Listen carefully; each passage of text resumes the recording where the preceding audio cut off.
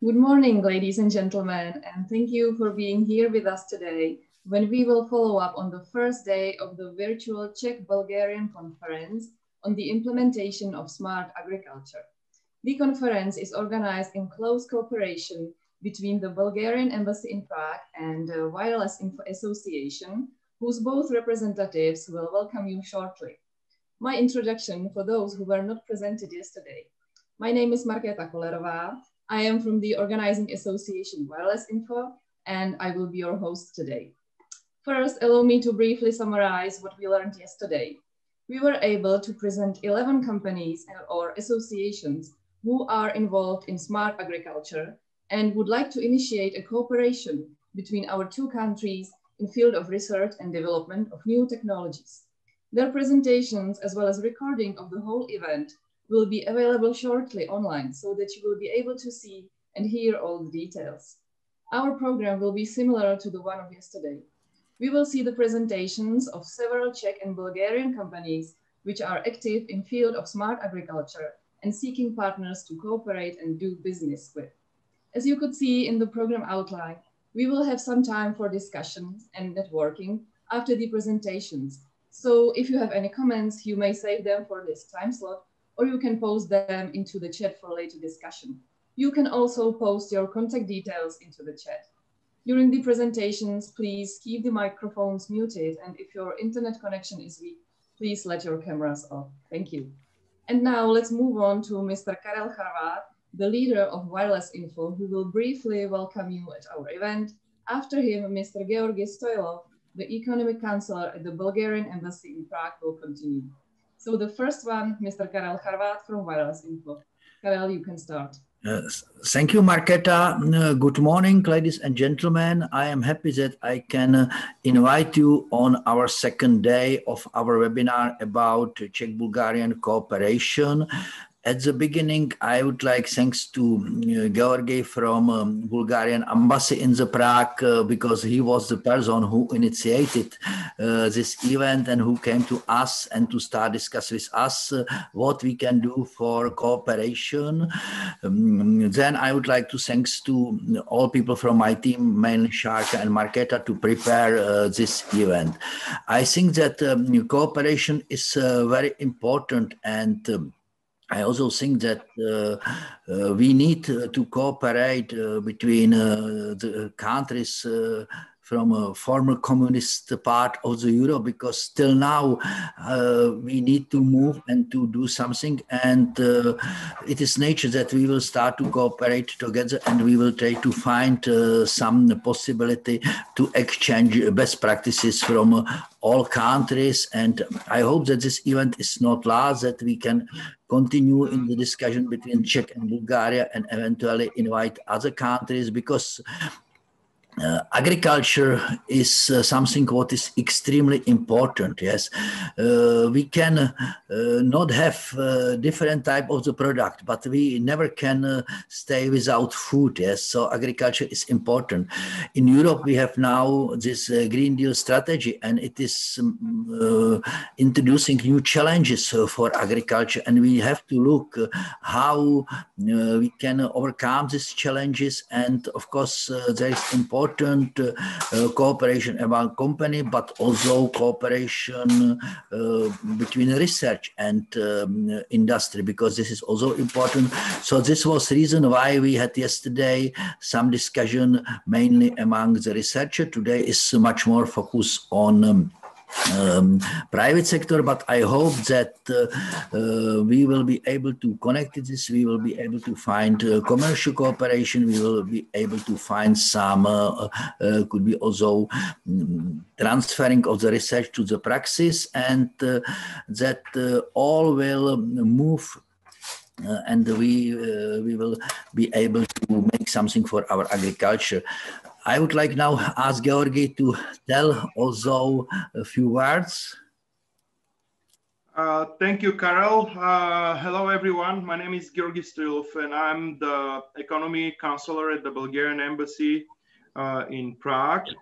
Now we are in our second day of the conference about the smart agriculture. And as I have mentioned yesterday, smart whether it's in agriculture, industry, whatsoever, is not about technologies. It is mainly about cooperation and about pursuit of solutions for particular problems. That's why I'm so happy to have all of you together, craving to make contacts, craving to exchange ideas, craving to exchange experiences, to look extension of the markets, and to find new partners. In your efforts, you can always contact me for assistance. I will send my contacts later on the chat. So I believe this is a beginning of a beautiful friendship, and I wish you a good luck and success. Thank you. Markéta, you are mute. Thank you. Okay, thank you, Karel, and thank you, Georgi, for your opening remarks. And now I think we can move on to the first presenter, who is Mr. Tomáš Brzobohatý from the Czech company CleverFarm, and his presentation on data-driven irrigation management platform. So, Mr. Brzobohatý, you can start. Good morning. Thank you very much for the word and for nice welcome. Let me please share my presentation.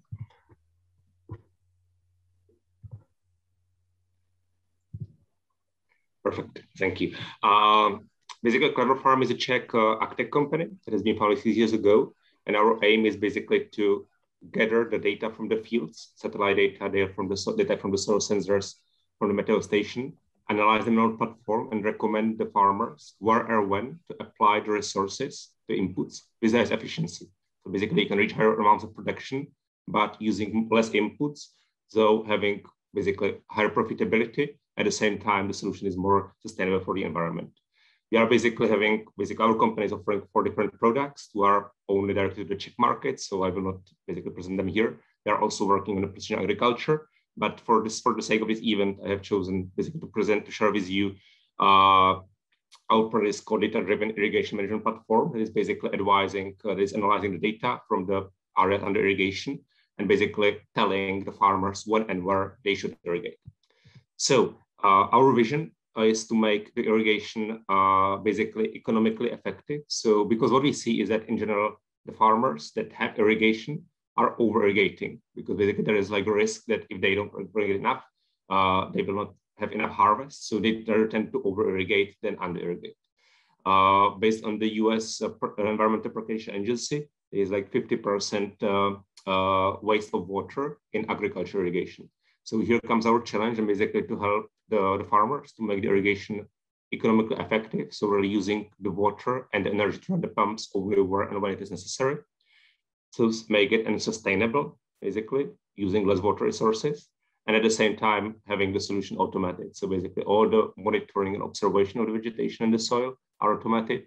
And also basically the irrigation management. So let's say opening and closing the valves, and basically there is less need of labor to do basically this kind of more manual work. So here is basically an example of the common basic irrigation that is like the starting point in many cases where the farmer or the manager needs to go to the field based on the observation experience, decide if it's the right time to irrigate and basically manually open or close the valve that leads to the, let's say, to the sprinkler or to the different kind of irrigation. There are basically more, let's say, mature solutions that basically allow, let's say, some pre-established rigid cycles of irrigation. So without so much manual labor, however, they are still not like fully adaptable to the real conditions of the crops. Here comes our solution, Clever Irrigation, where we first of all analyze the conditions of the soil and the climate by our IoT connected soil sensor weather stations. And based on analysis, the farmer can also basically use our valve controlling unit.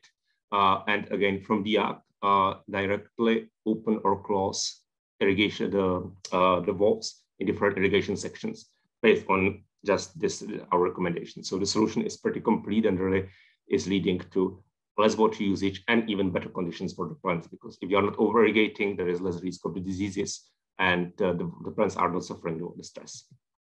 So there are like, I will now briefly introduce the four pillars of our product. So first of all, we are basically using satellite images to detect, let's say, dry or more humid zones, and basically to suggest how many sensors soil sensors the farmer should use in his in their field. So he has pretty complete information, but at the same time not having the solution too expensive, because the ideal could be to have one soil probe, one soil sensor every 20 meters because of the heterogeneity of the soil, but it's going to be sustainable. So basically doing the analysis, we can recommend the number of sensors that is like feasible, but still like providing very accurate information of what's going on in the field. Then basically we are offering the soil sensors themselves. They are measuring the soil moisture, and basically data is transferred to our platform, and then we do analysis and recommendation, which is a really important pillar of our product. And finally, we have the units, these actuators that are allowing the irrigation management itself. So what is quite unique, I would say, in our product is that when we talk about the satellite images, like, you know, for example, here on the left side, here is the volume of the biomass. And normally, let's say many companies are providing this in the form of indices mostly. Basically, here we can like see how the vegetation, the crops are developed, and the basic conclusion, and basically darker colors the better. We see that basically on the edges, the crops is not so well developed, and many people just think that's because there is not enough water there. So basically, there is not enough water going to the edge of the pivot, and therefore there should be more irrigation. However, with our biomonitoring tool that basically allows to detect what is the actual amount of water in the leaves of the plants, we prove the opposite. So we have proven that basically in these zones in the south, contrary to the, let's say, common sense, there is the abundance of water. There is like too high content of the water in the leaves. There is over irrigation, and this was something quite surprising that has been later on basically confirmed by the people doing observations in situ. So I think this is quite important, because we can detect why the plants don't grow well, because of enough water or too much water. And basically with those analysis, we can then recommend like how many sensors should be used and where. So let's say having one sensor for the zone that tends to be very dry, one for the average zone, and one for the very humid zone. And basically we have the devices. We are working with different types of sensors using different technologies. So again, like depending on the client and the use case, you can recommend one or the other. The data are being basically transmitted to the data loggers, and from there connected to IoT, and via IoT to our platform. The benefits of IoT is that it's a low frequency and low energy consumption. So therefore it can be basically, these devices can be working autonomously anywhere in the field. Doesn't need to have any, let's say, solar panels, so they can be very cost effective at the same time, and can really cover like huge areas without much maintenance. They can connect to different IoT standards depending on availability in the country. Then once the data get to the platform, we are advising also the farmers with recommendations. So basically, this is the example of data visualization of one farmer that was irrigating in the past, let's say every 7 days. Now with our solution, you can be extending the cycle to some 12 days. And we recommend the clients to which depths to place the sensor, but also what is the optimal humidity for his crop and the moisture, and also for a specific phenophase, because it differs. And based on these parameters, we are sending the alerts notifications to the clients and recommendations on irrigation. And there comes the fourth pillar or component. This is the irrigation management. So basically, we do provide this controlling unit that basically connects to the electromagnetic valves and can close them or open them just based on the recommendations. So again, from the app, the client can basically decide which valve shall be closed and open when. And basically, this unit can be installed to any kind of existing irrigation, more for the drip or the sprinkler. And again, it's just powered by the battery, so there is no need to basically install the cables under the ground, and so prevent like lots of extra value will be necessary to do. So and with this, we are closing the full cycle. What are the benefits of our solution is that basically we can be reaching up to 30% savings of the usage of the water and energy. Also increasing the yield, because the plants have the optimal conditions for its growth. So having high quality and quantity of the yield can optimize the personal cost and basically the labor, because there is no need to do observations in situ.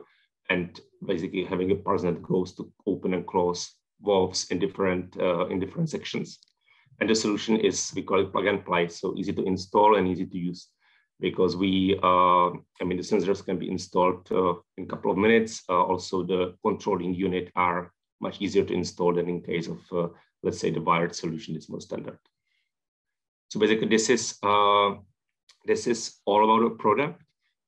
We are interested in entering the Bulgarian market. So we are looking for potential partners and distributors for the companies that already maybe are dealing with the irrigations itself. So I'm installing like standard irrigation systems, let's say, and require something that is like more analytical and that gives the farmers the information about whenever to irrigate in a most effective way.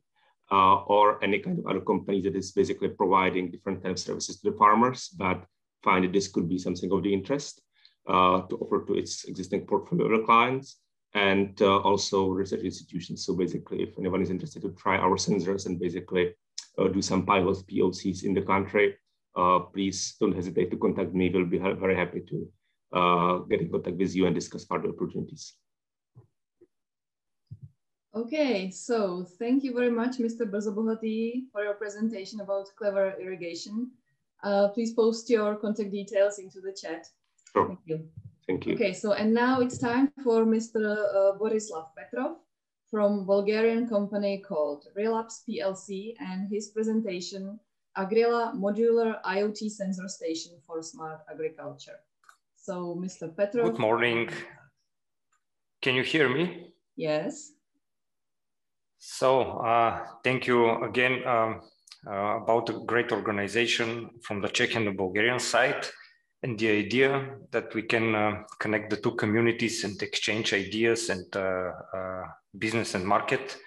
So let me present our company and idea in a bit different way. I will use a YouTube video of a 3D rendered model. Can you see the screen now in YouTube? Yes, yes, we can.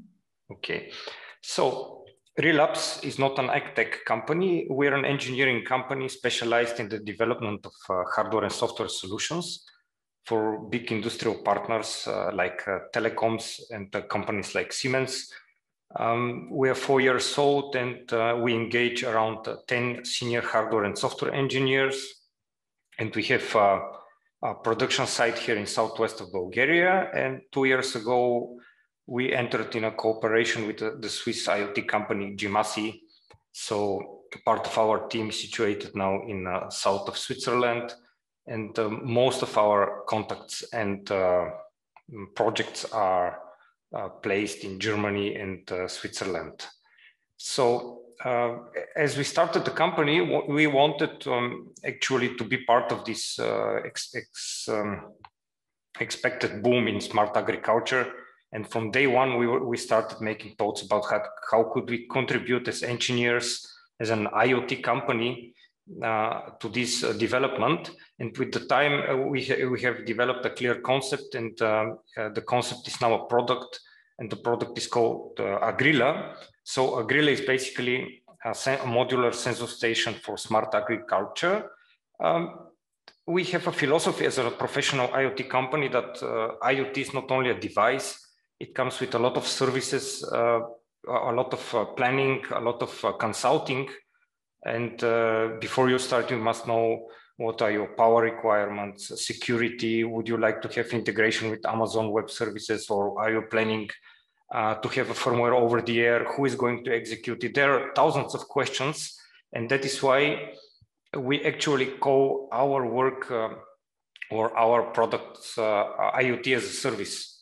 We have seen that a lot of companies start developing services and products in smart agriculture, like irrigation and different decision support systems, like disease prevention and so on. And let's say they start from the model, from the scientific part, from the experiments, but they also try to develop their own hardware, which is a very difficult task. I admire all the efforts that such companies have done, and if they have a working solution, this is great.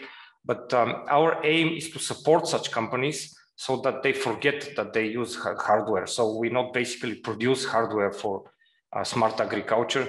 We provide it as a service. So the whole complexity of this of the usage of hardware that is in the field with SIM cards, solar powered, and so on is then done by us. So let me show you what I mean about the modular system for smart agriculture. So it is basically a building block, an IoT building block, which is designed for smart agriculture and irrigation companies, telecom companies, AI and IoT startups, insurance companies, and scientific organizations, basically all the counterparts that try to develop services or find solutions to complex problems in the field of agriculture. This is, let's say, the overview of our modular sensor station. It has a IoT smart box. It can be solar powered, or it can be run only over batteries.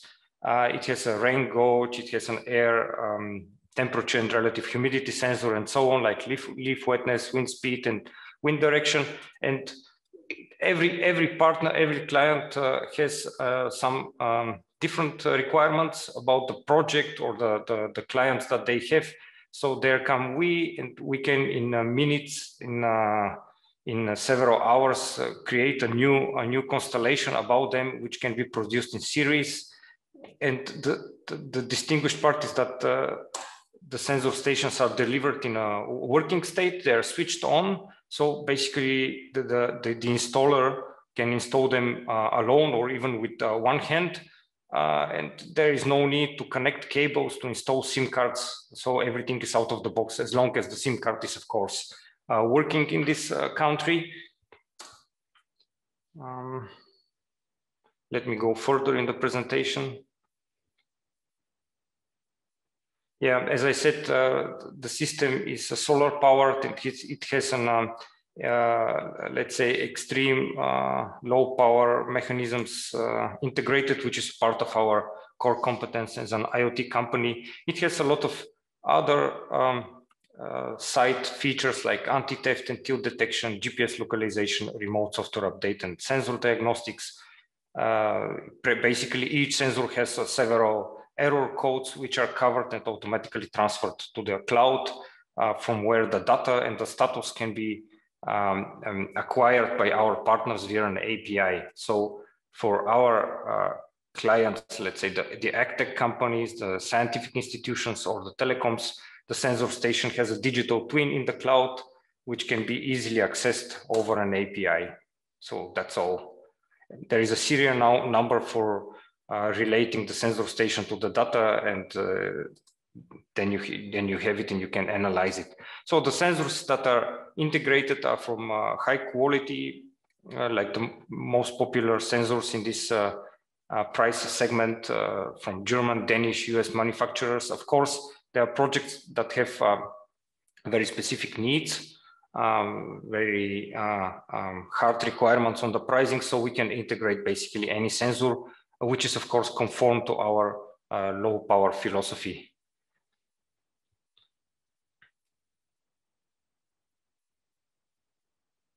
I will go to the next slide. Yeah, the whole solution is actually highly modular.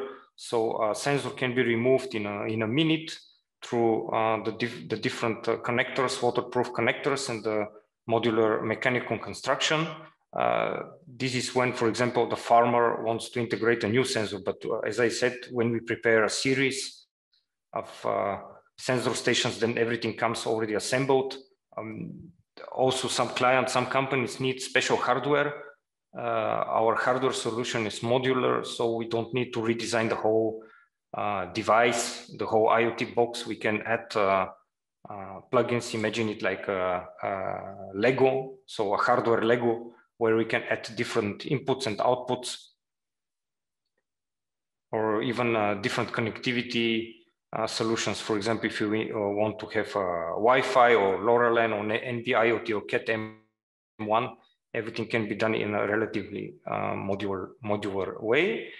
We have also execution of the system for greenhouse, which is specially designed with Modbus, real-time data access, a raindrop sensor. So it's just an option of the whole system. Of course, the system can run without a solar panel. As I said, it can be buried underground. It can run on batteries. It's a question of requirements that have to be gathered into a successful business model for the redesign and so. We provide the Agrila cloud services, as mentioned, so access to historical data, to the real-time data over very simple RESTful API. And we also provide a mobile application and web dashboard as a white label solution, as well as the sensor station for those who are about to develop their products and still don't have such a solution. So we give them our app, we put their logo, and they can go as they have their own until they find the proper way to develop their solution. So I hope it was interesting for you. There are contacts and the presentation uploaded on the storage. So you can contact me or contact us via the website or via the presentation. Thank you very much. We thank you for your presentation about Agrila, Mr. Petrov.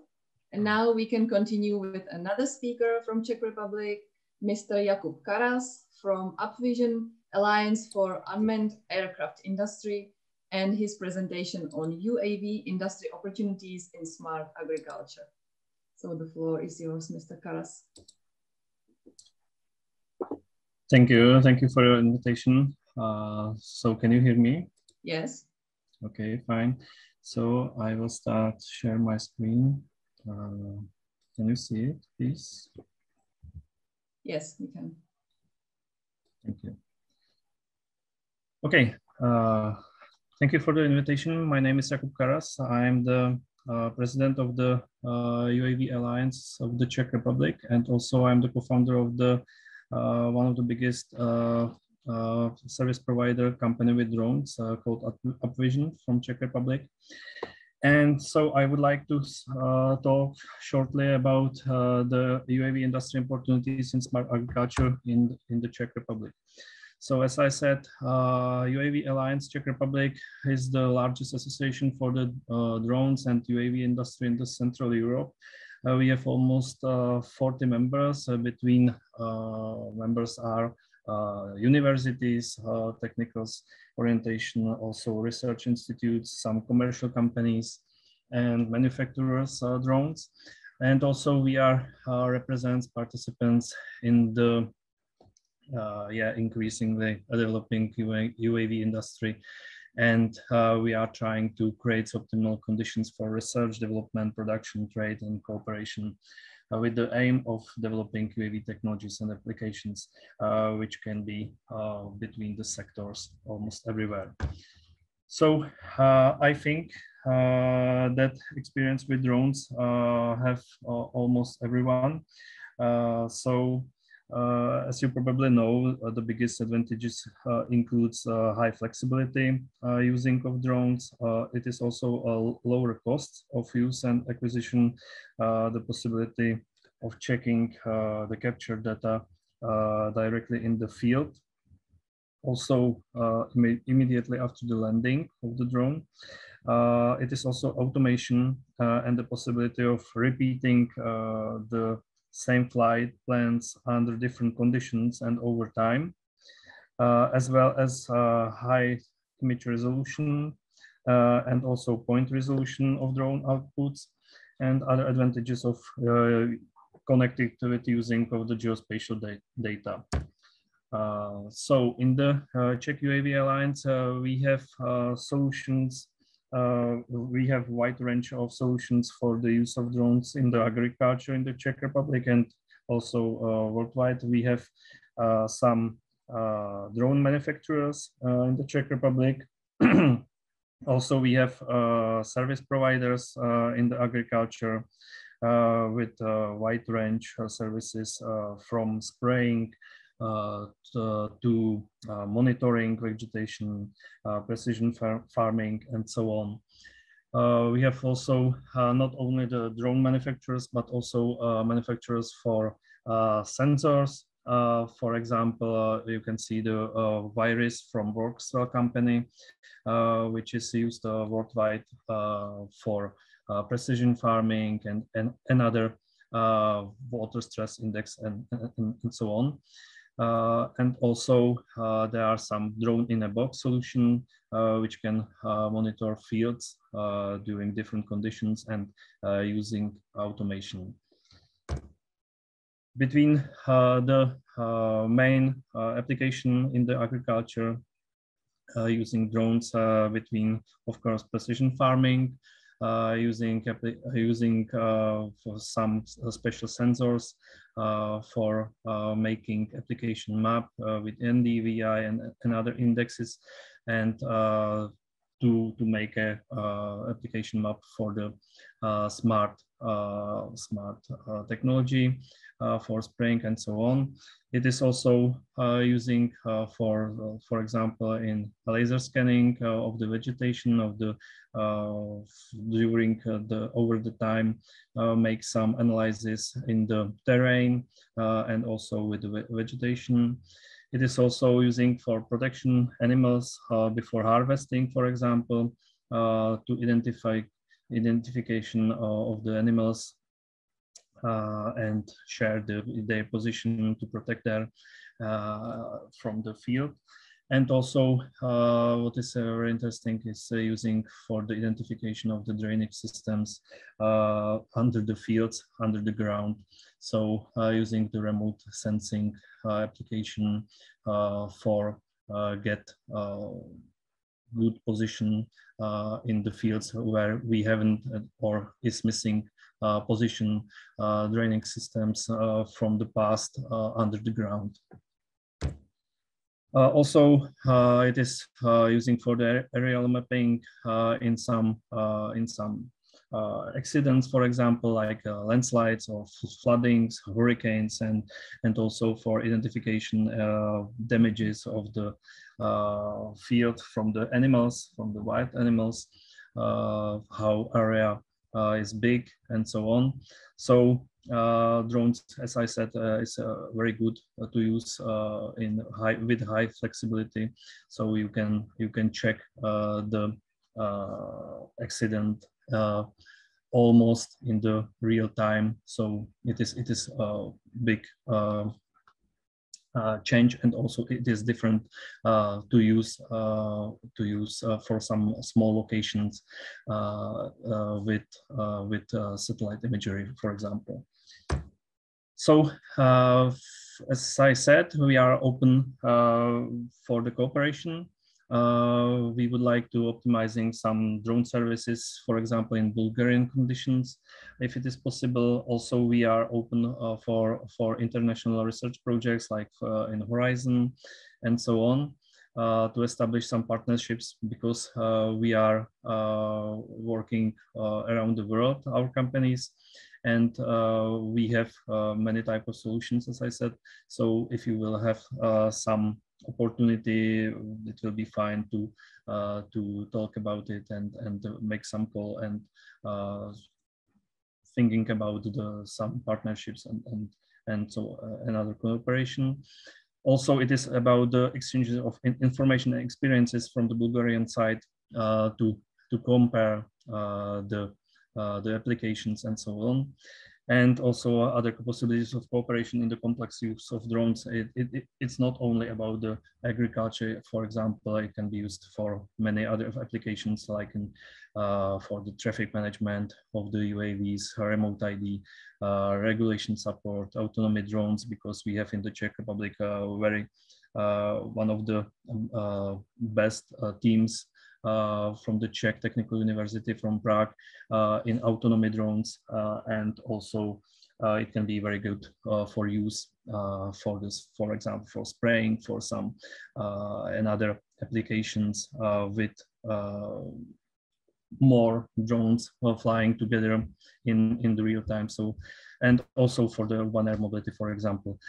So I think if you will have anything what you can share, and it will be fine to make some cooperation, and we are open for it. And thank you for your attention.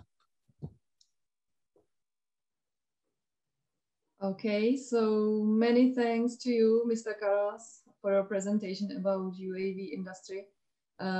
You can also take the opportunity and share your contacts into the chat. And now yes, we can move on to another presentation of Mr. Ilya Varbanov from Bulgarian company Němeček OOD. The presentation is called Smart Weather Monitoring with Agroclimate. So Mr. Varbanov, you may start. Yes, let me just share my screen. Can you see and hear me? Yes. Okay. Hello, everyone. First of all, I would like to thank the organizers for providing this great opportunity for partnerships between Czech and Bulgarian companies. I'm really excited to see all of the participants' products and services and hope that we can create an opportunity to work together. I'd quickly like to introduce myself. My name is Ilya. I'm a product specialist representing Němeček, Bulgaria, for our product Agroclimate. An interesting fact that I would like to mention is that the Mediterranean climate zone has the best climate conditions for farming the widest variety of crops. Mild, wet winters with a hot and dry summer found only in a small part of Bulgaria and absent in the Czech Republic. In contrast, for the rest of the world, where weather is more dynamic, farming is a factory under the sky. On a micro level, it affects all of the day-to-day field activities. If a farmer can sow, plant, or harvest on a specific day, weather is the decision maker. On a micro level, seasons are rarely alike. In order to help farmers manage weather and climate-related risks, we developed a decision support platform called Agroclimate. In the following slides, I'm going to show you some of our available features. We provide field-based hyperlocal weather forecasting with 14 different weather variables that are critically important to farmers' field activities. We also make sure that the data is easy to read using different formats like our field's weather map, graphs, and tables. On our homepage, you can find the field's weather map. It provides an aerial overview of the current weather conditions of each field in a user's farm. Each field can be colored based on the value of the selected weather variable. For example, a field can be colored based on the precipitation, wind, temperature, or one of our specialized soil variables. They can also be colored based on the time frame and the value. This feature can help farmers better plan the logistics and execution of all in-field activities. One of our big module includes historical weather data.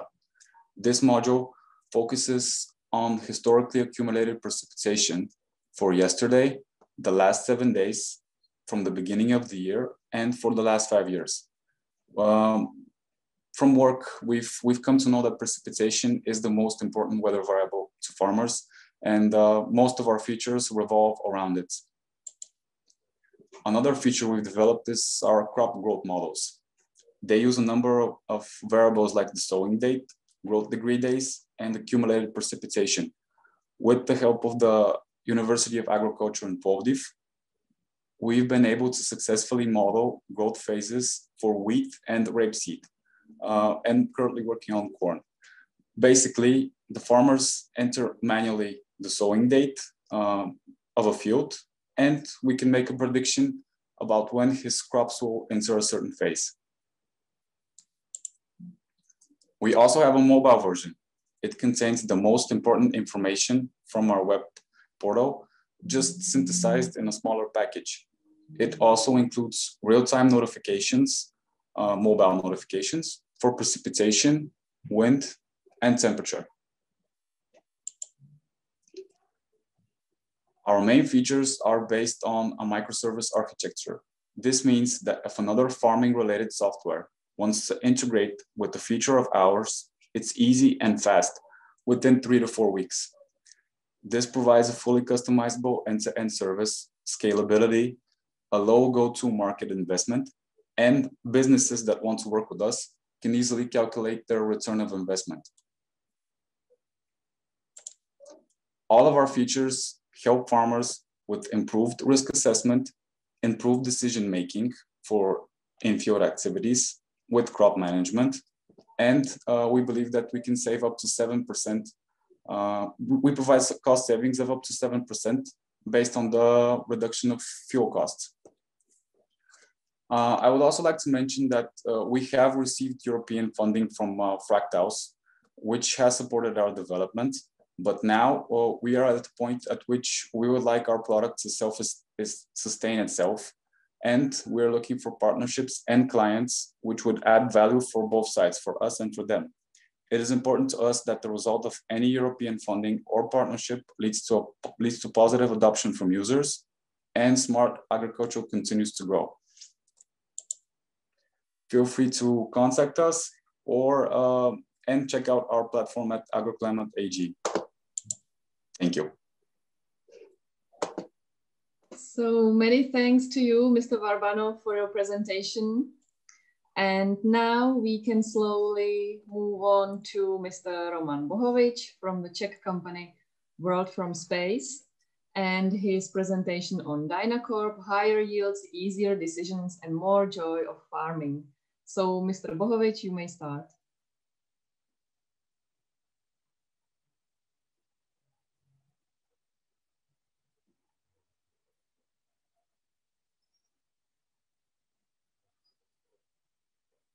Mr. Bohovic, are you ready to start your presentation?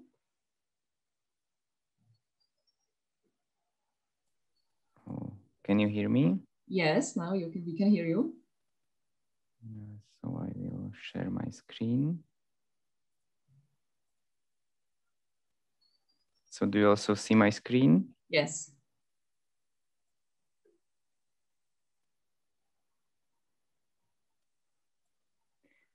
So welcome everybody. My name is Roman Bohovic. I come from company World from Space, and I will introduce you or show you product Dynacorp. This is a service or product that aims to higher yields, easier decisions, and more joy of farming. So this might be very common for all of us in this room.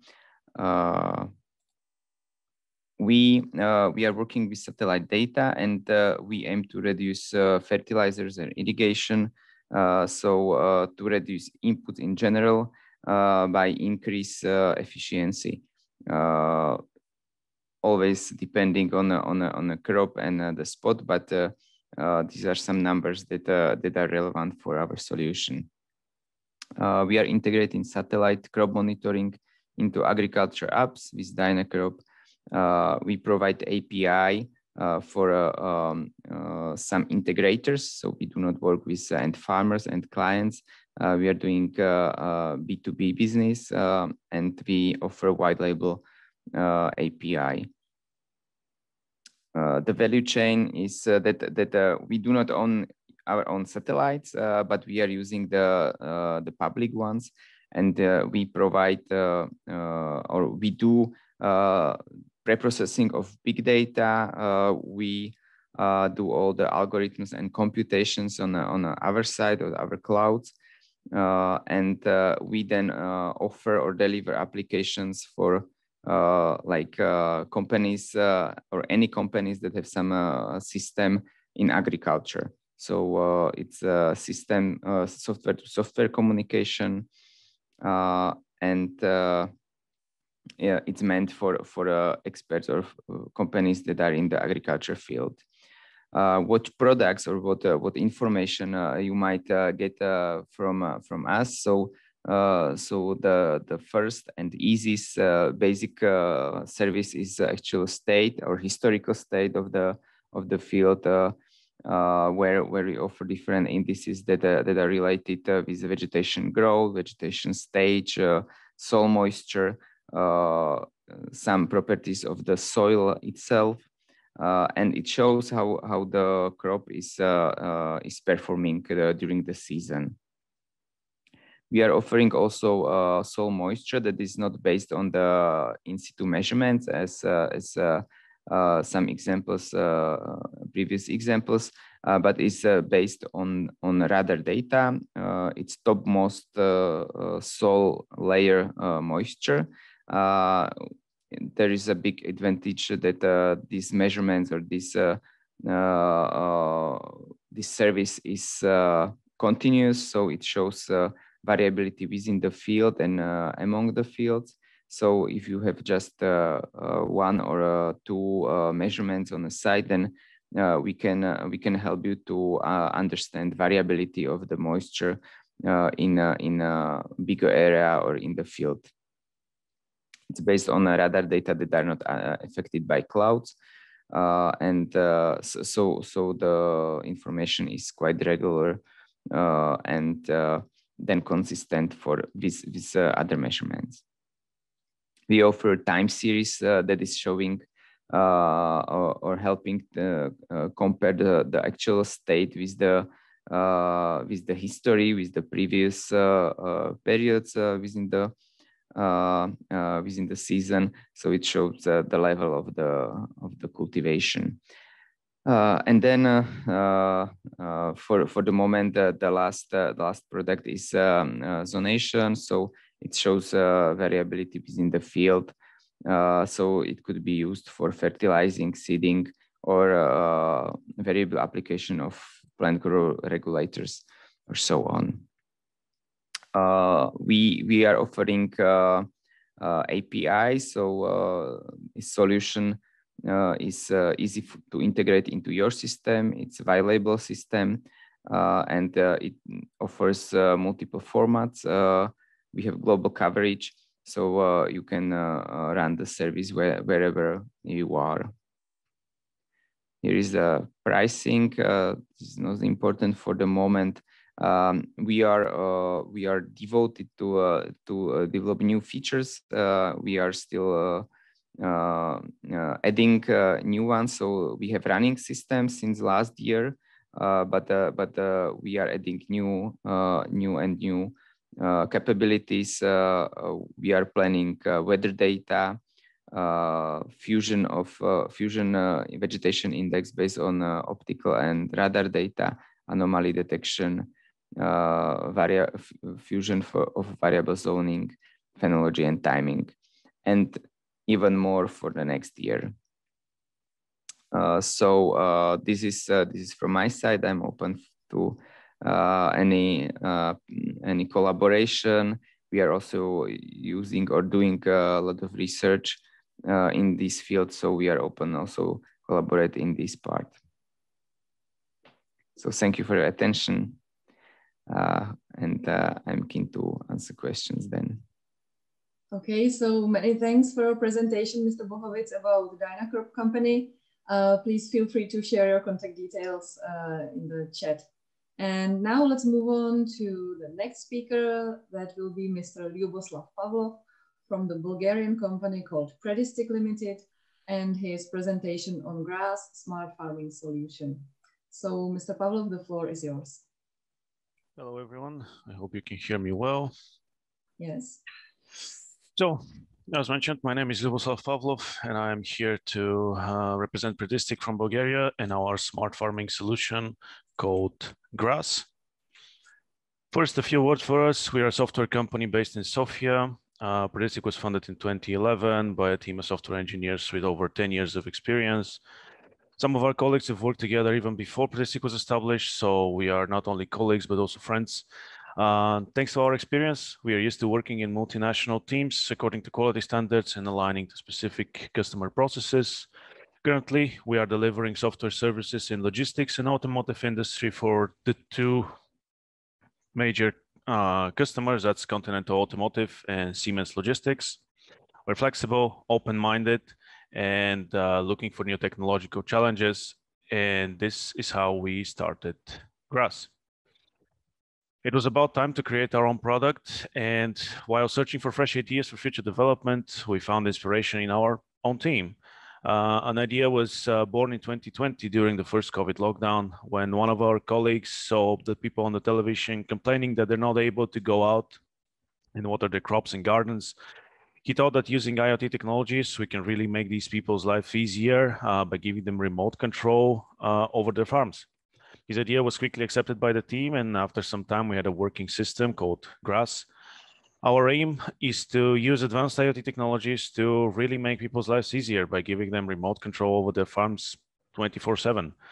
The current need for modernization in agricultural sector, especially in our countries, and the common aim for sustainability in the European Union market makes this moment perfect for technologies like Grass. So Grass by Predistic is a smart farming system that applies modern information technologies like IoT into the farming sector. Grass is a clever solution for crop monitoring and management in all areas under cultivation, agricultural buildings, open fields and warehouses, or wherever you may need it. Grass can help optimize processes in greenhouses and sown fields, which means that you will be saving time and manual labor, conserving resources like water and energy, cutting losses and reducing risk associated with rural production, and ultimately it leads to better harvest and better economical results. Grass allows for farmers to monitor field and greenhouse conditions remotely using their laptop, PC, or mobile, make decisions, and take actions remotely if necessary. This means that farmers have better visibility over changing environment parameters around the clock, providing them with peace of mind that their crops are safe. In addition to monitoring, Grass can also control farming infrastructure manually or automatically, for example, start or stop an irrigation system and other types of systems like that. For example, if a farmer notices a very low soil humidity on the Grass dashboard on his mobile phone, they can start the irrigation system right away, remotely, without even going to the premises. We can integrate Grass into multiple existing systems, not only irrigation. We do this by taking into account the specifics of each system, usually by controlling valves or other mechanical or electrical devices. What we can do for farmers? Well, we can collect environmental measurements utilizing multitude of sensors, including, but not limited to, air and soil temperature, light levels, air and soil humidity, soil acidity, air pressure, carbon dioxides, methane, smoke, or presence detectors. Note that our product is highly adaptive, and in addition to the sensors I mentioned above, we can also attach other types of sensors if requested by the client. Grass can manage almost all available sensors on the market with no need to refresh microcontrollers to which they are attached. Grass can forward sensor readings over wireless or internet and return signals to executing devices that we call actuators.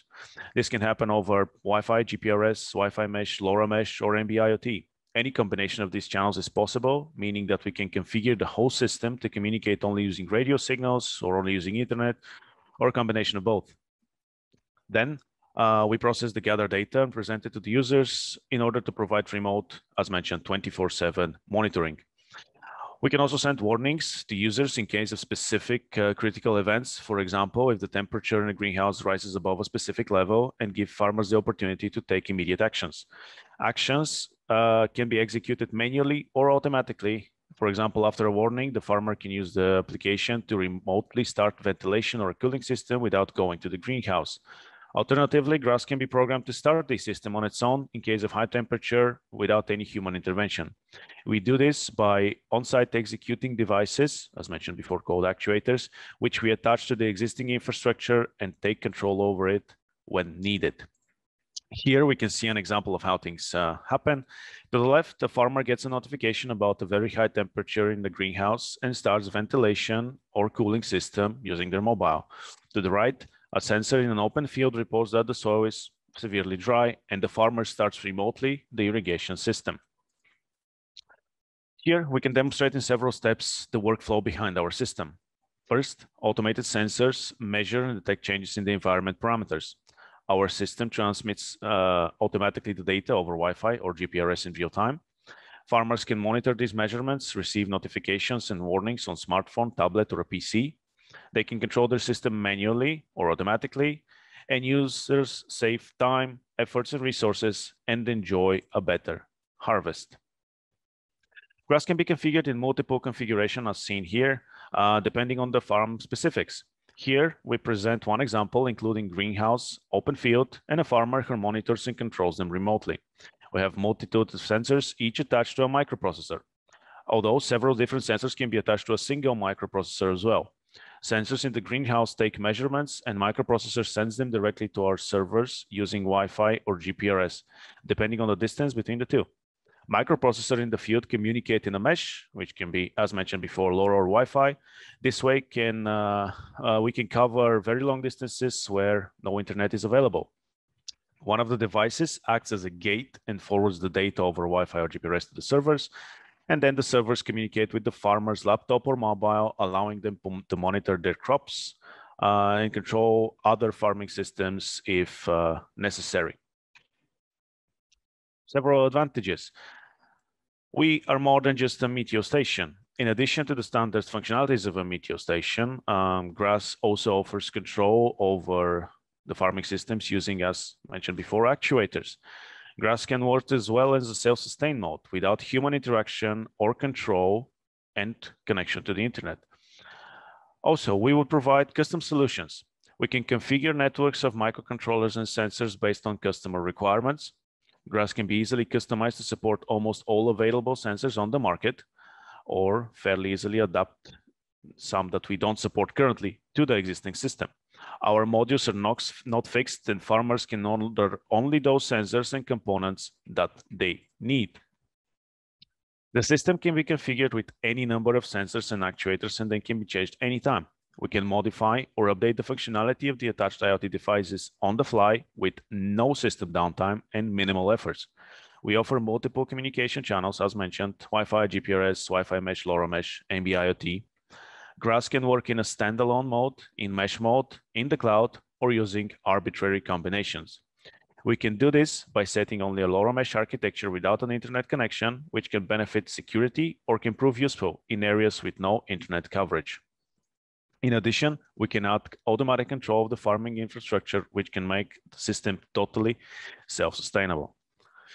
No need for an expensive hardware. Farmers can use their own computer, tablet, or smartphone to monitor and control sensors and systems. Our software does not need to be installed on a powerful computer. Clients can select a cloud service or host a solution on a personal budget device, like, for example, a Raspberry Pi. We're looking for partners. We're looking for hardware vendors who can allow us to extend the functionality of our system. We're also looking for local partners in Bulgaria and the Czech Republic who can help promote our system on the local and European markets. System integrators looking for new partnerships. Thank you for your attention, and we'll be happy to answer your questions in the Q&A block at the end of the session. So thank you for your presentation, Mr. Pavlov, about GRASS system. Thank you for the time. You can also share your contact details into the chat. Okay. And now we will continue with another speaker who represents the Mendel University in Brno, Czech Republic, and which is Ms. Svetlana Malyugina, presenting the application of Agriculture 4 in animal production. So Ms. Malyugina, the floor is yours. First of all, I want to thank all organizers of this conference for giving me a floor today and the possibility to speak with you all. And I believe that this network meeting will give us all possibility to exchange our experience related to today's topic, smart agriculture, and will make a platform for future collaboration and partnerships. Let me introduce myself. My name is Svetlana Malyugina, and currently I am a researcher and a PhD student at the Mendel University in Brno at the Department of Animal Nutrition and Forage Production.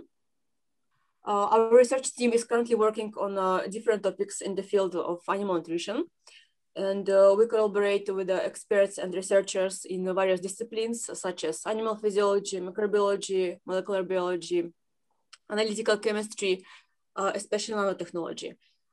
Thanks to a multidisciplinary approach, our research group is gaining the comprehensive view of the solved challenges. Okay, in the presentation, there are some examples and of what we're working on, of what projects we're having. Currently, we are solving the two main projects, which are related about application of smart technologies in animal production. The first project is it's about integration of Industry 4 in livestock production. And the second is about modernization of pig breeding technologies with higher ITC integration and creation of compatible calculation methodologies. And the first project is about the first project is about using 2D and 3D cameras. And using these cameras is by using these cameras, it's possible to estimate the animal's leaf weight based on the determination of individual body points. And based on this data, it's possible to modulate the feed ration and an average growth curve of the animals, and also the predict mortality.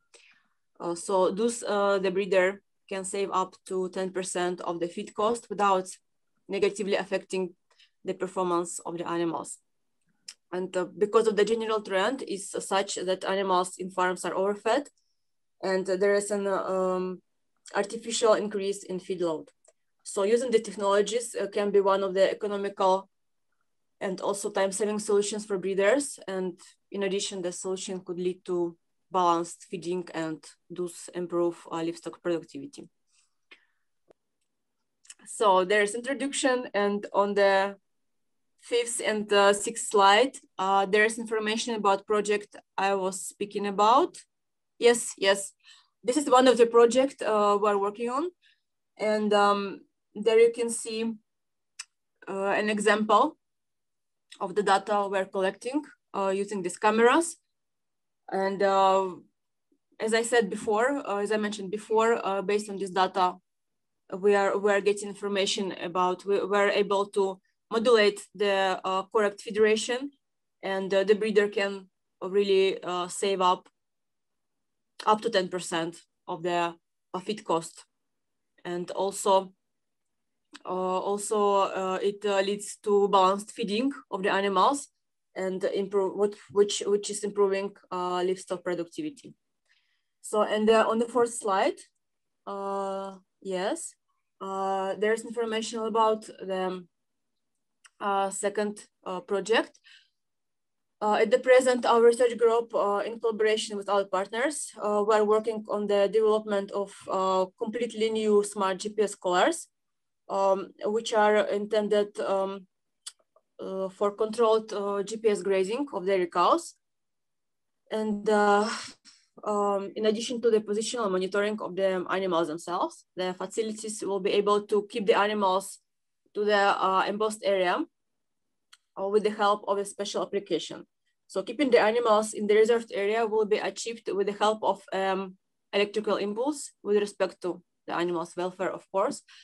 And among other things, the smart collar will contain a number of other sensors that will be able to determine the number of steps, time spent climbing and standing, the temperature of the animal and surroundings, frequency of chewing, and so the breeder will be notified of the animal's distance from the herd for birth.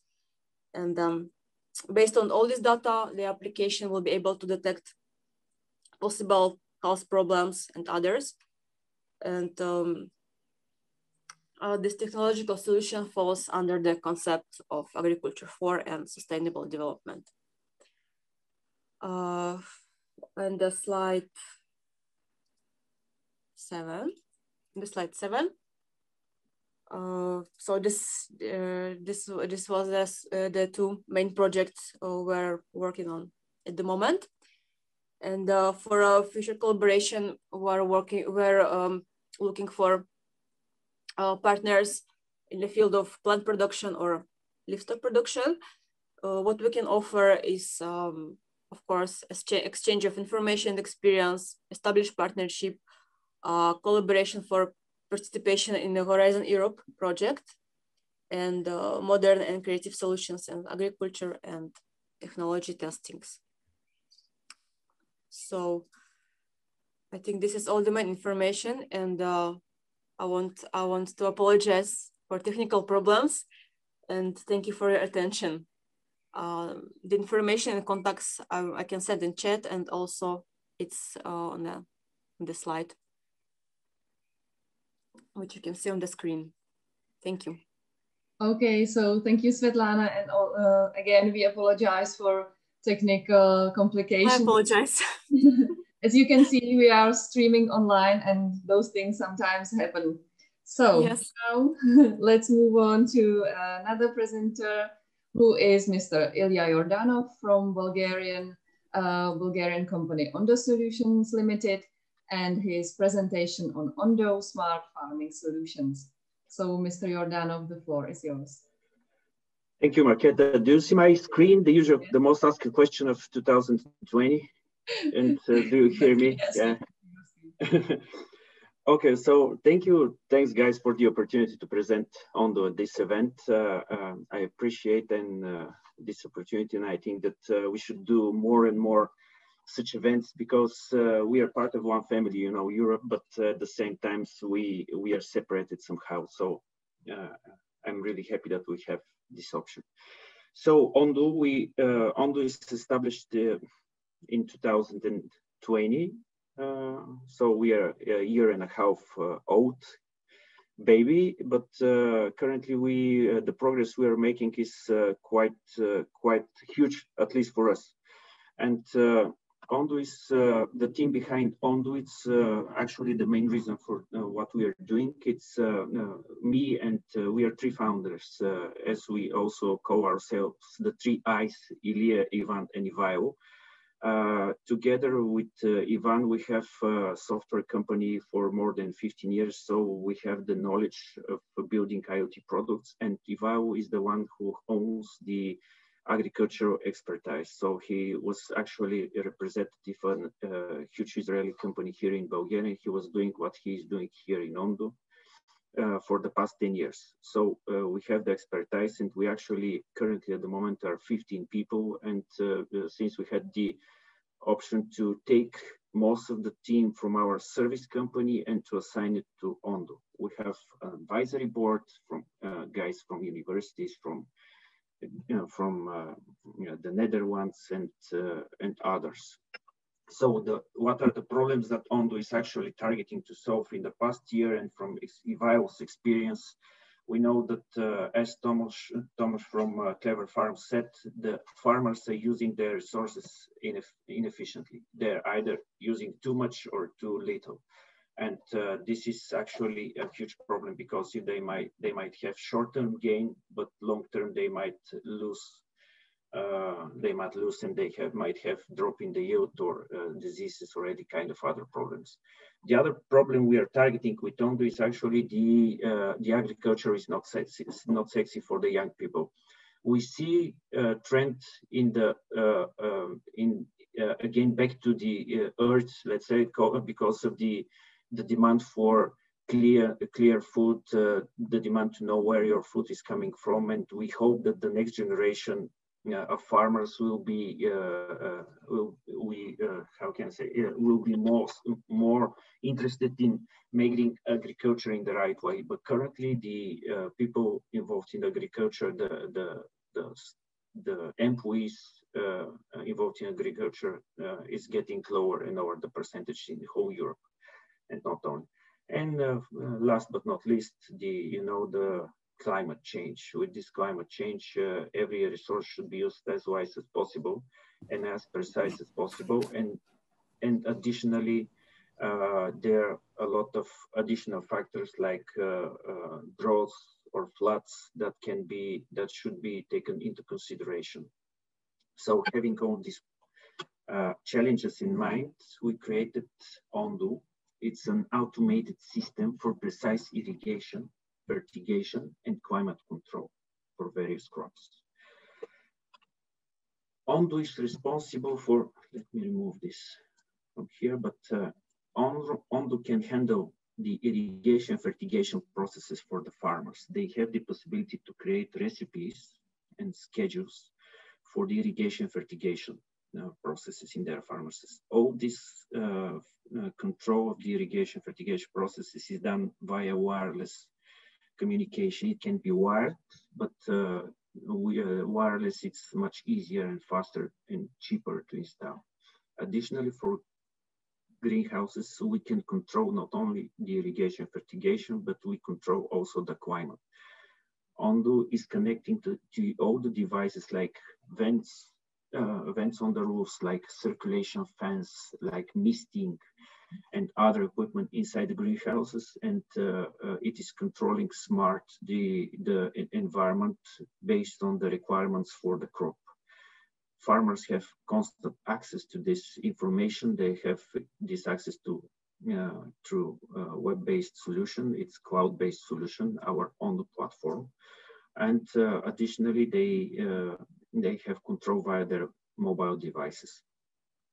Besides this basic functionality for irrigation, fertigation, climate control, we have also built-in monitoring and reports functionalities. They have farmers have alarms, smart reports, historical data, and most importantly, 24/7 support on our site. The response time the average response time for questions asked from our farmers, from our customers, is not more than 10-15 minutes, because we know that in agriculture it's really important to have fast response, because the mistakes are very costly there, especially when we are providing the solution. So what is actually Ondo? Ondo represents a hardware box which is installed on the farmer site, greenhouse or open field, and is connected to all the devices that should be controlled: valves, misting, ventilators, fans, and other kind of equipment. And through this box is connected to the cloud solution, to the cloud, and farmers can control this equipment either automatically or manually through our platform. There are some small screens that you can see here.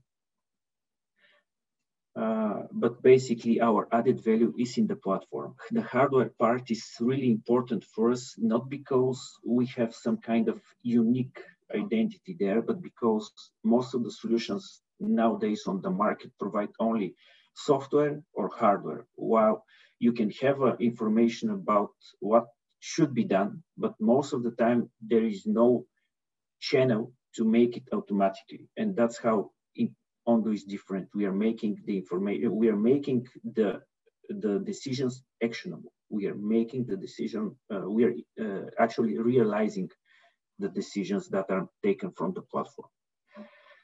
So Ondo is suitable for vegetables, vineyards, orchards, maize, berries, and many more. Actually, Ondo is suitable for every kind of crop. The only reason not to apply to everything is just economical reason. It's economical because there are some crops that have improvement in the yield if they're irrigated, like corn, and some others that's not economically feasible to make the investment to install such automated system. So for this year and a half, we managed to make more than 20 installations, and we actually managed to sell our product even before having it. And the farmers, which are our customers, are using it on a daily basis when they're in the season. And these are numbers which actually were provided by the farmers. These are not numbers that we came up with. Just we see a reduction, huge reduction in the human resource used. We see water savings, 30% up to 30%. We see up to 30% energy. We see 20% reduction in the fertilizers use, 20% increase in the crop, and 3 times faster reaction. It's important to mention that not all farmers realize that when they do not have the right people, they do not have the people with the right skills, this is leading to human errors, which is leading to not optimal gains, or sometimes even it's leading to losses. And farmers cannot have a sustainable farming, this magical word, sustainable. And we believe that sustainable means nowadays automation, because otherwise you cannot guarantee if there is a human involved. So as some of the colleagues before me said, COVID-19 is actually it's a motivator for most of the farmers to start using such solutions, because moving people across borders is difficult. You cannot have workers, or you cannot go to your farm, depending on where it's located. So COVID-19 has bad short-term effect, but very positive long-term effect. How is Ondo different? There's similar solution on the market. It's not that there are not solutions available. There are huge companies like Netafim, Priva, and others that are providing such solutions. But most of the solutions on the market are really difficult to use, complex, and most probably not last but not least, very expensive. And this is how Ondo is different. Ondo is just one controller that can be used for irrigation, fertigation, and climate control. Ondo is easy to use. We are making the user interface, the interaction, the user experience as easy and comprehensible as possible. Support, and last but not least, competitive price. Our business model is targeting to provide the automation on as low initial price as possible, combined with a subscription fee. A model which is not very popular in agriculture, but is getting better and better recognized there, because farmers know that if you want to have good service, then there should be a partnership rather than one-time sale. And you know, our punchline with Ondo, everyone can be a successful farmer, but here we are looking for, on this event, we are participating to start looking for partners that can help us grow together. We're looking for system integrators in all across Europe. We have currently closed our seed round of €1 million for the next stage of growth. And we are here to move fast and to move quick and to be the best on the market. Thank you.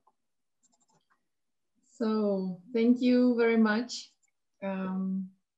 Mr. Giordano, for your presentation about Ondo.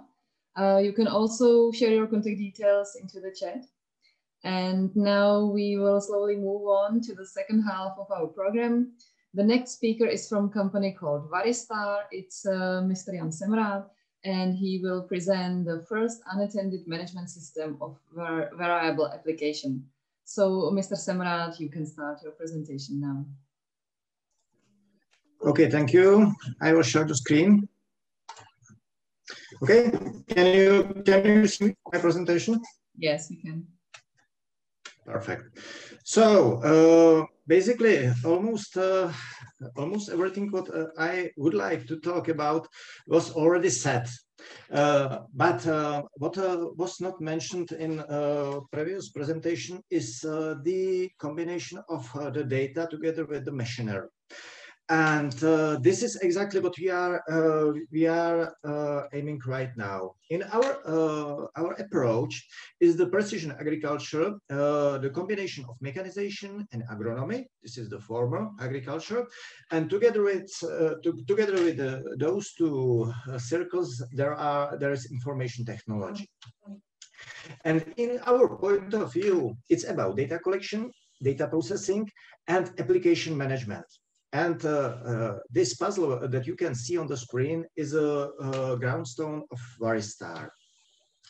So we have very high variability on the fields, and there are two basic informations. What we can influence is the value of pH, amount of macro and micronutrients, and what we cannot influence is the structure of soil and relief of the field. This you can see on the right side of the picture on the yield gauge maps from the combine harvester. And when we will look on this chart, this is, let's say, common approach of today agriculture. The farmers are applying uniform dose on every part of the field. But the potential on the different part of the field is very variable. In this part, you can see low potential, here is high potential. So what we are doing is to find the optimal dose or optimal rate of inputs for each and every management zone, which is like this. And basically what we are doing right now by the nitrogen is to take the fertilizer from the low yield potential zones and put it into the high yield potential zones. But basically what we can see by our clients is over-fertilizing. So they are putting more inputs that they need. It was already said today. And if you are using then variable rate application, you are doing like that all management zones are over-applicated. So we are looking with our big data store how to improve the dose or how to set the dose based on the requirements of the field. We are today cooperating with Mendel University in Brno, Czech University of Sciences in Prague, and we are a member of ESA Business Incubation Center in Prague. On top of it, behind us some awards. In last year, we was a laureate of Deloitte Fast 50 in Impact Star category, and we were in top 8 startups in Central Eastern Europe in EuroQuest Tour Award. So, and what is the groundstone of the Varistar? We are putting together many information about each and every individual field, which means satellite imagery from different public or non-public or commercial sources. We are putting together soil evaluation information, historical solving plans. We are putting together drain lines or relief of the fields, and the groundstone is relative field potential maps, which are management zone on the fields. Here you can see, for example, the two pictures on the left side. There is a relative field potential map. On the right side there is yield gauge map from combined harvester, and you can see that it's corresponding together. So the basic is to invest into the most long-term and and get the highest profit. So we are not ending up just by the satellite data, but we are as well combining together them with soil sampling data. So we are getting the data from soil sampling from laboratory. We have our own sensors for let's say sampling the soil on the fields and let's say put all those data together. But right now we are going to the big problems that we can see for the 5 years that we are doing this application by our clients. Today we are operating in Czech Republic more than 80,000 hectares by 80 customers, and the highest problem or the biggest problem is the human factor by all our clients. It's on two basic levels. The first level is by agronomists. Our agronomists are overloaded. They are not very familiar with IT technology, and all this stuff make them, let's say, to be afraid of new technologies and precision agriculture. And the second risk, and maybe the highest, is in the cabin of the machinery. Today we know that almost 80% of the failures in precision farming came from machinery. That the operator of the tractors and sprayers are unable to cooperate with new technologies. And based on this, we build up a Varistar concept. And we have basically 4 groundstones. The first one is machinery. The second one is agronomist. The third one is data sources, and the last one is internet. And what we are doing, we are getting data from different data sources on daily basis. And when on some farm the agronomist would like to do application, he will input the request for the variable rate application in our portal. The portal is preparing him the map. This process takes about 1.5 minutes. And after that, the agronomists don't care of anything. We have platform and we can today transfer the data on almost 90% of machinery on the market. So the data are over internet transferred to the machinery. And on top of it, we have a call center, and if the operator in the tractor do have some problem with the terminal or by the application, he can call us. We can remotely connect to the machinery and help him to recover the application process. Today, we have a statistic that almost 98% of all problems that are handled by our helpline is handled within 5 minutes, which means almost every time this is a problem of the human being and not the problem of the technique. When the application is done, we collect the data from the terminal and we provide them to the agronomist or the management of the farm. So we are taking care that there is no additional operative work, neither for the agronomist nor for the tractor operator. How we are doing that? Almost everyone is thinking that precision agriculture need high investment into the machinery. We know that today almost 90% of machinery in Czech Republic or Slovakia is prepared for variable rate application. Today we are operating spreaders that are more than 25 years old, and those spreaders are applying based on our variable rate maps. How we are doing it? Let's say 10 or 12% of machinery is equipped with highly modern terminal like now, so like Raven, AG Leader, or John Deere.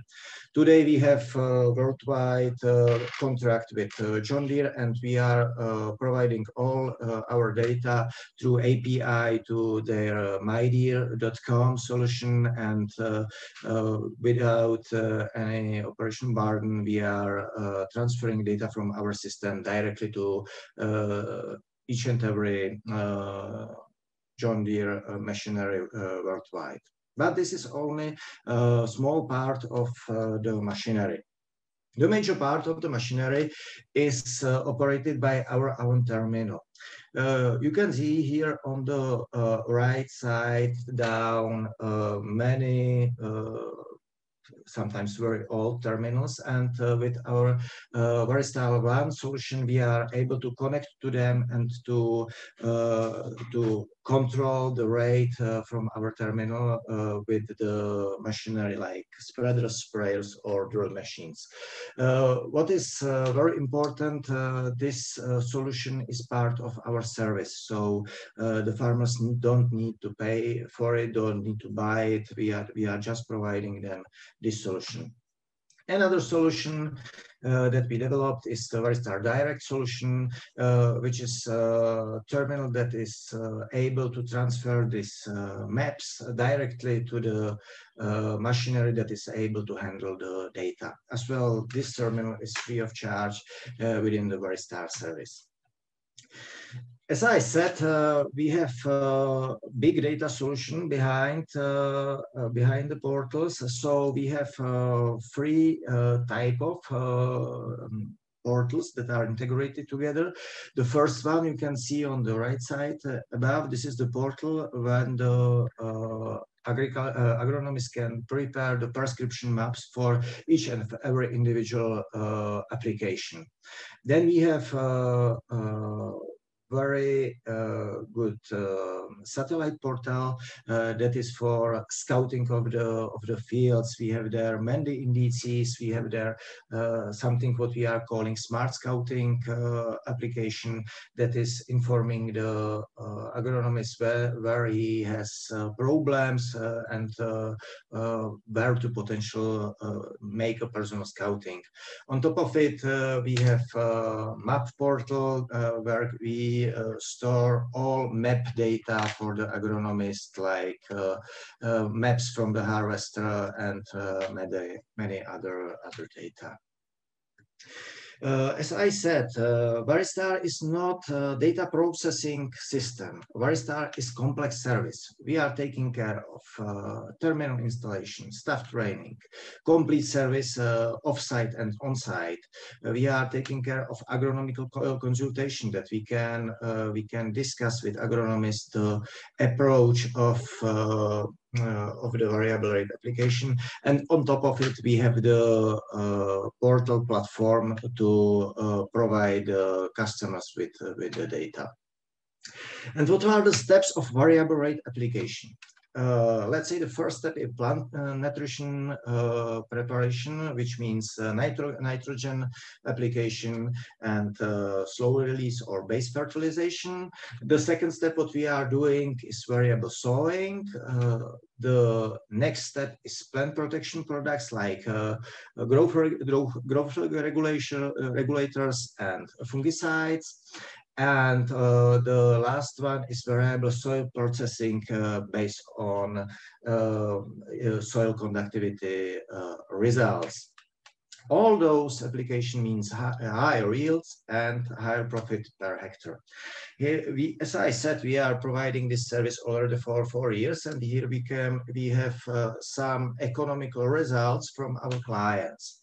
Here is a trial with nitrogen application, and the result is increase of the profit per hectare, 56 euro per hectare.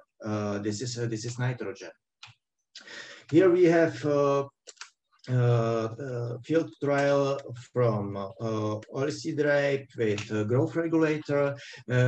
This is very combined together with Green Deal, which is coming to all European Union countries, where there will be a big drop of utilization of pesticides. So you can here see that we are using about 35% pesticides less, and the increase of the yield is by 11%. Altogether, it makes about 150 euro per hectare.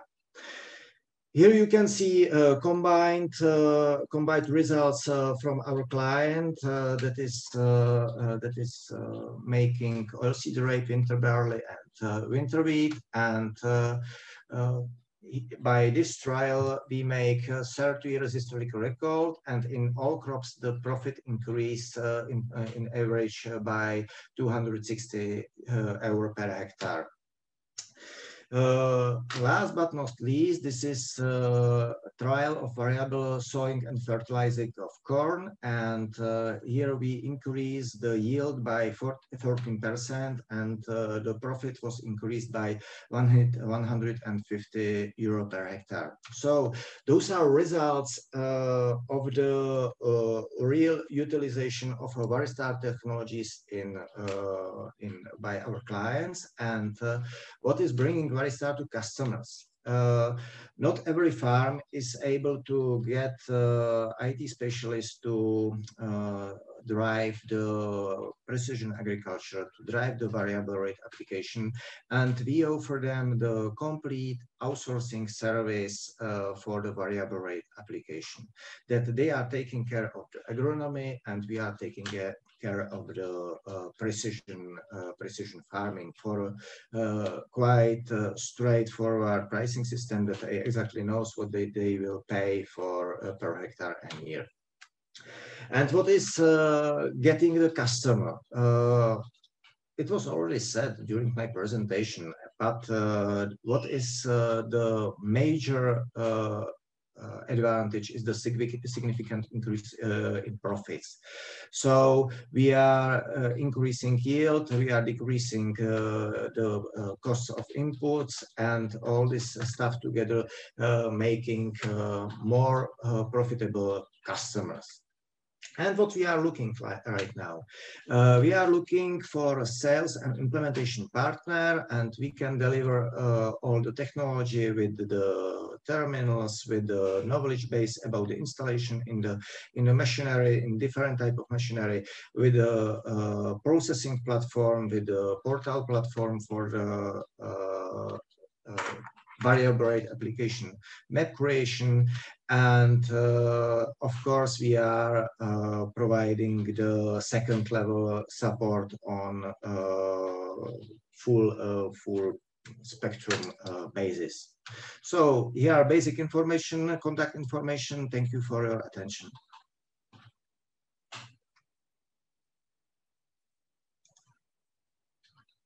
So many thanks for your presentation about Varistar services, Mr. Semra.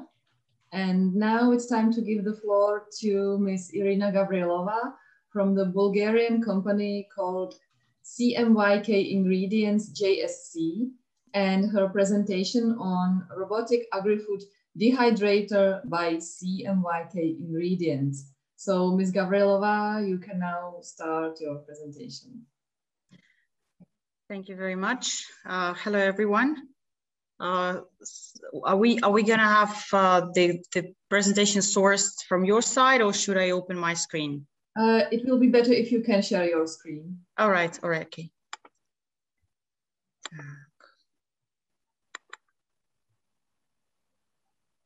Can you see the screen now? Yes, you can. All right.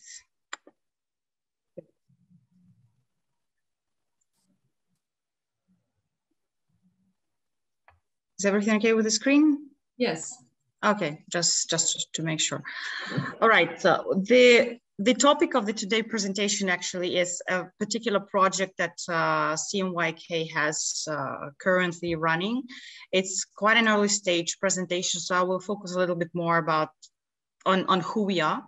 And that would be probably very important for me to introduce ourselves, because we are quite a young player in the food tech, agri-food tech R&D area. And we're already an Advanced Technologies for Industry Center, accredited by the EU Commission. We are a resident of Sofia Tech Park, with who we are currently opening together in partnership the Balkan Food Tech Innovation Center. So everybody is welcome to, to join. We're also an award winner in CIAL Innovations Awards, and in 2019 we've been chosen a top 500 food tech innovative company. So we've got quite a lot of technologies already in different stages, and product concept and so on. So why I'm saying this is that we are developing several lines for agri-food tech, and like we are very open to partnerships and to investments inclusively and so on. So we have different technologies in ingredients, in final products, in product concept, and one of them for agri-robotics, which is the robot dryers for small and medium-sized enterprises, which we believe to be the future functional food preservation. Just a few glimpses on the market. The market is estimated at approximately $2 billion and is growing at 6 to 9% average growth, depending on the market. And Europe is one of the really promising markets. It now contributes about 1/3 of sales in commercial dryers, and it has the highest annual growth rate, which is approximately 9%. Why we're talking about this project at all, especially in the light of digital agriculture technologies and so on, because the post-harvest technologies all over European Union actually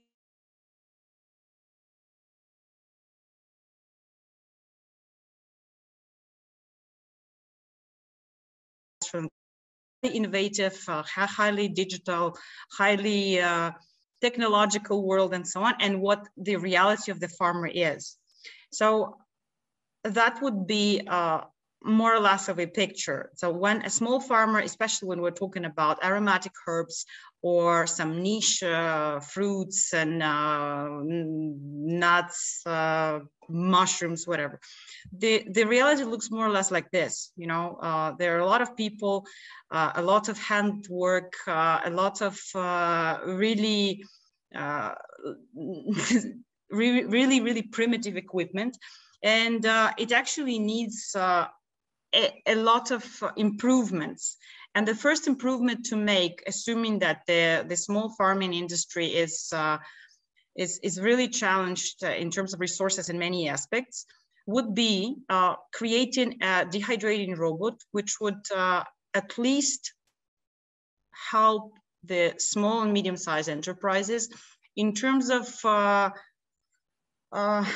getting the right product and to cut on the food wastage, which is coming from raw processing, raw preservation, and getting actually the raw material. Because out of the same raw material, primary raw material, you can get different levels, different quality of the ingredients that are sold further on in the preserved way. In this case, it's dried, in some cases it's frozen, and so on. So based on the knowledge that you possess, you can get different grades of the product. And in this case, this kind of robotic dehydrator will help the farmers to get very standardized, very high quality raw material, which in this case, the responsibility for the final outcome will be more on the robot, on the equipment, rather than on the particular worker that most likely doesn't have enough knowledge, most likely doesn't have enough resources to invest into watching, checking, and expertise in terms of what it has to be. So based on the knowledge that we as an ingredient company have on the majority of ingredient groups, which would be grains, herbs, mushrooms, vegetables, and fruits mostly, these are 4 groups, then we can create, and we started already creating the algorithms, which will be also conveyed into programs, which the robot will use for getting particular particular outcomes. So most likely the control panel will be the best, the best way to see the results in terms of control and management and so on. And there are different approaches. We are more inclined into the graphic ones because it's the product, let's say, in the final, maybe, as I mentioned, fruits, vegetables, different herbs and spices, and so on. So the advantages of correctly dehydrated foods would be, they're pretty vast. It's just to mention a few. The vitamins and minerals that are kept within the product, if you dehydrate it correctly, are really different from frozen foods, from generically dehydrated foods, and so on and so on. The color, aroma, texture, which are very important for the presentation of the final product, are really superior, right, in this case. And in terms of storage, gives you really great advantage of basically getting, extending the storage, the shelf life of the product by 2 or 3 times easily. And in terms of marketing, which is very important in this case, you get to claim all sorts of things like nutraceuticals, superfoods, functional, and different clean label manifests, and so on. The product, the robot, will be based on very simple types of equipment usually. So that would be not the equipment itself, but more like the system that can be installed on different types of technology, different types of equipment, and which makes it a universal project, and it can be used with different technologies like air dryer, infrared dryer, different ultrasound systems, and so on and so on. You can contact us for any details on the company, on the project. You're very welcome. We're very open, and just to let you know that in Sofia Tech Park in Bulgaria, you can find a lot of expertise. And thank you very much for your attention. So we thank you as well, Ms. Gavrilova, for your presentation. Please feel free to share your contact details in the chat. And now let's move on to the next presentation of Ms. Silva Sadovská from the Czech company API.co. I hope I pronounce it correctly. And her presentation, Understanding the Language of Nature. So Ms. Sadovská, the floor is yours. Good morning. I will try to share my screen. Yeah. I cannot start screen share while the other participant is sharing. Yes, Ms. Gavrilova, please stop sharing your screen.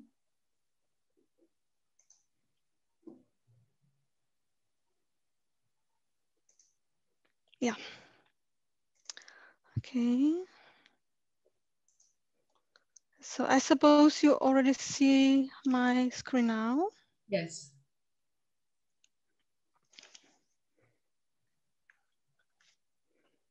Okay, I'm having slight troubles with full screen. Just a minute, please. Okay, now. So you pronounce it right. It's API.co, which is a company from Brno.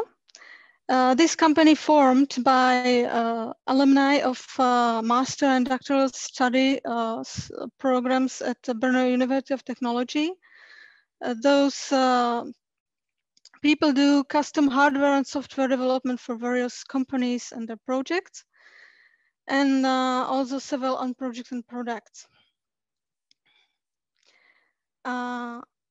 We love nature, and our strength is in modern technology, and we try to combine this and use it to better understand the language of nature.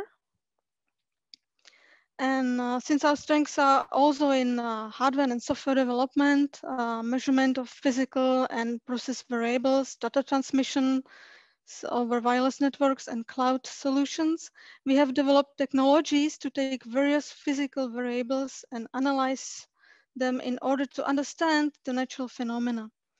Right now, there are two areas of interest mirrored in two main projects. One is in agriculture, and the second one is in beekeeping. The first is greenscape. I think we missed one slide, but the Greenscape project focuses on smart agriculture. It is using smart data acquisition to gather data on long-term drought monitoring, considering the last day's events, also on the, let's say, current moisture overflow, also income. And it can help with the decision process on the farms with this data. One of our projects are probes that monitor humidity, soil and surface temperature, rainfall, and dew. This data is used by agronomists to support their decision from sowing to fertilization to harvest. And we are using satellite data to extend the ground measurements from our probes to a wider area. Then there is long-term weather monitoring. This is another important application, especially of the weather in given locations, because usually we get, let's say, more widespread area forecasts, but often just one shared station for a village or a group of farms will be enough to greatly improve the starting point of decision. These weather stations will provide valuable data that a conventional weather forecast cannot provide. In addition, the data remains stored and available for many years and ready for possible analysis and forecasts. And what's more, there is also GPS monitoring of mechanics and equipment. The next product for smart farming is the GPS monitor. And it not only allows you to simply monitor the position of machinery and equipment where it is located, but also records the use of this equipment. And of course, helps to locate it in case of theft. And of course, the data is stored in cloud, and you can just find it on the map base. The other project, it's Epy Včelař, in English, Epy Beekeeper. This project is designed both for small beekeepers and for large beekeeping farms. It allows to monitor the life of a colony of bees, record data, and keep automatic records. And the system allows remote monitoring of bee colonies. It's based on a bee scale and other sensors that can be installed in the hive and monitor the status variables inside the hive. Based on these variables, we are able to assess the condition of the hive without the need for the frequent physical inspections, which is really handy since it's usually in remote locations. In addition, you can also analyze the sound of the hive to understand the language of the bees, which is quite interesting. And the system also provides advice in this not only to novice beekeepers, but also helps large beekeeping farms to improve their beekeeping and increase their productivity. And there is also recently added the GPS device, since also theft can occur, and this helps immensely, since thanks to this device, you can simply tell whether your hive was only accidentally moved or it is intentionally being taken away. So data which are monitored and analyzed in the Epy Beekeeper portal are long-term. When linked to a weather station in the locality, it is possible to get an overview of blooming season peaks, and you can decide where to place your hives to maximize your honey growth. And of course, you can monitor what the laying rate is of this growth. So if you're interested to know more about us, please feel free to contact us, and thank you for your attention. Thank you as well, Ms. Sadovska, for presenting the products of Apico. You can also take the advantage and share your contact details into the chat. Thank you. And now we can move on to another Bulgarian presentation, and we can welcome Ms. Anna Cvetkova from NIK Electronics and her presentation, NIK Bringing Smart Agriculture to Farmers.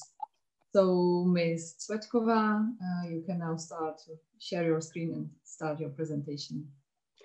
Yes, hello. Thank you for the invitation and the opportunity to present our products and services.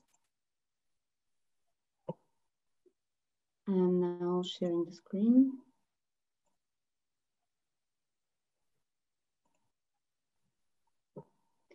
Okay, do you see it? Yes, we do. Okay, so let me just start with an introduction of the new group. We are a group of companies that has been promoting precision agriculture for more than 18 years.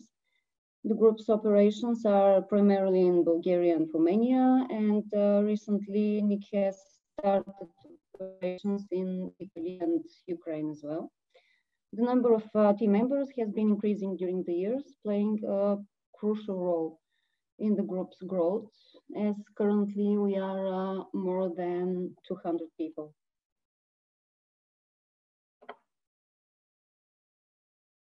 Let me just change the slide. Okay. During the years, the companies within the group have been focusing on three main directions, which are the distribution of precision ag equipment, machines, and smart implements, the delivery of agronomy services, and the development of agronomy software.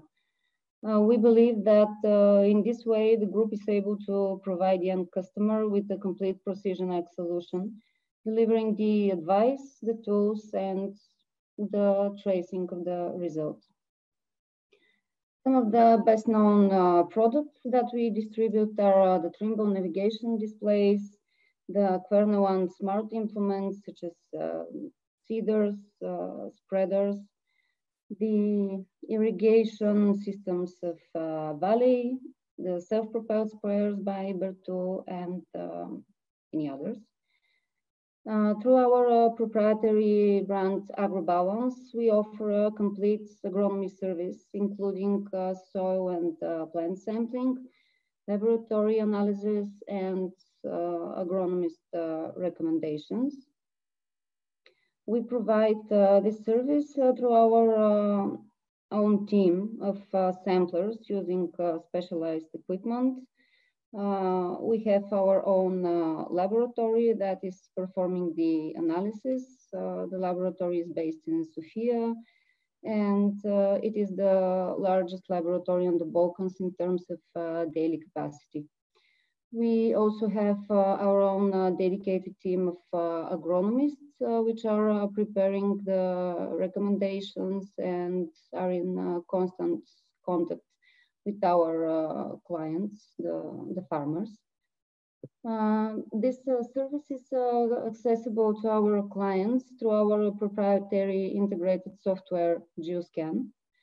Besides the visualization of the agronomist's recommendations and the creation of maps for variable rate application, the platform also integrates satellite images, fleet management, irrigation monitoring, and weather data. We also offer a separate platform for tracking of machines called FarmTrack, and a proprietary platform for farm management, which is called TechnoFarm. TechnoFarm is tailored for the Bulgarian market, as it includes some specific requirements by the Bulgarian administration, which are related to subsidy payments, delineation of boundaries for the regional agencies, and other. We consider that the agro sector has a relatively high adoption rate of new technologies, which shapes our interest in the following directions regarding machinery and equipment, namely data transfer, autonomous machines, and robotics. When we talk about data transfer, the focus is on dashboard systems, fleet management, and other. And regarding the autonomous machines, we mean mainly autonomous agricultural machines that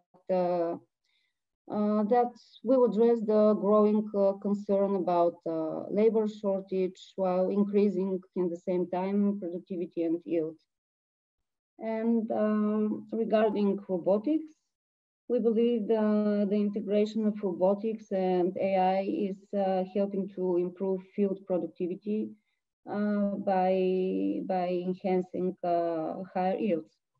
As an example of our efforts to introduce and promote those trends on the market was our participation in Batagro in the beginning of June, where we presented to the Bulgarian public the first autonomous tractor, Roboti, produced by a company called AgroIntelli.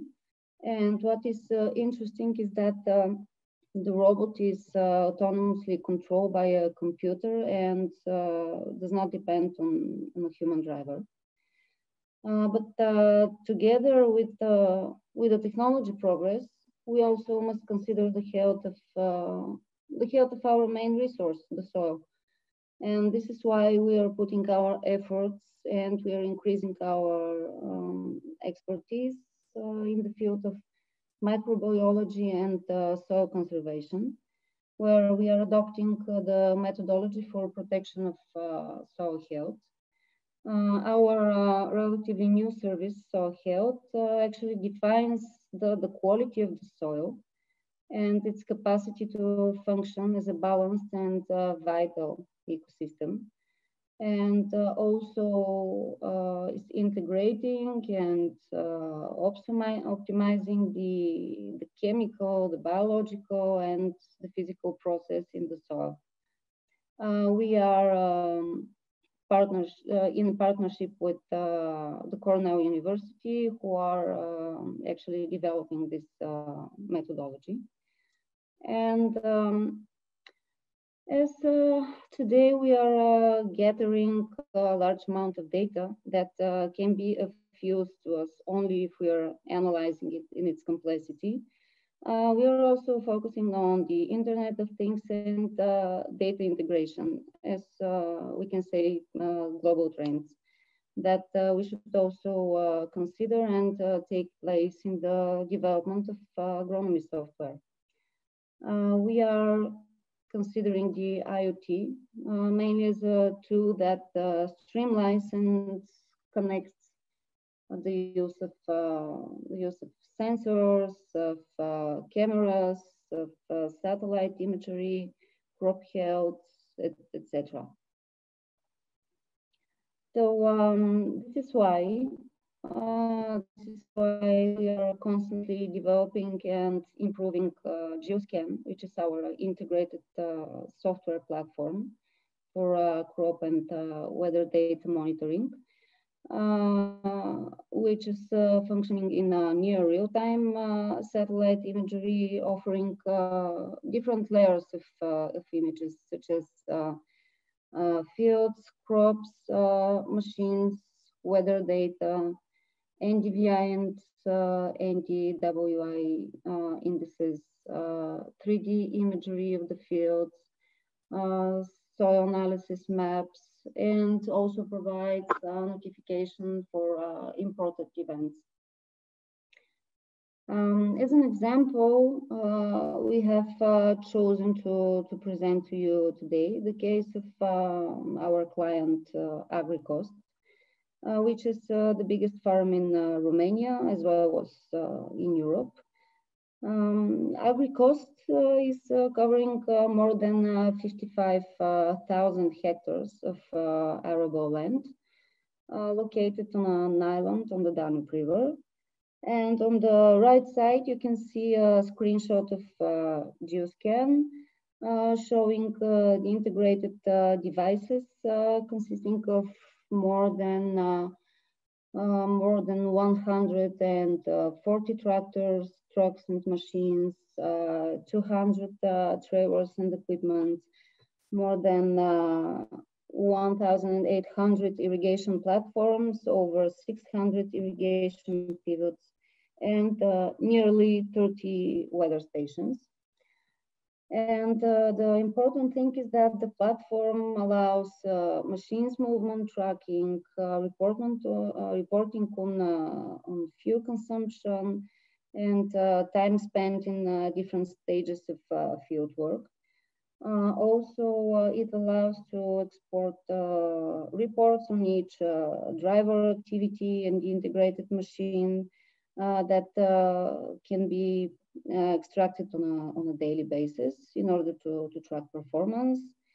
It receives signals from the integrated irrigation pivots and platforms, and receives signals also in case of failures or unexpected stoppage, and other which may significantly improve the management of the systems and also ensure the timely reaction of the farmer and their teams.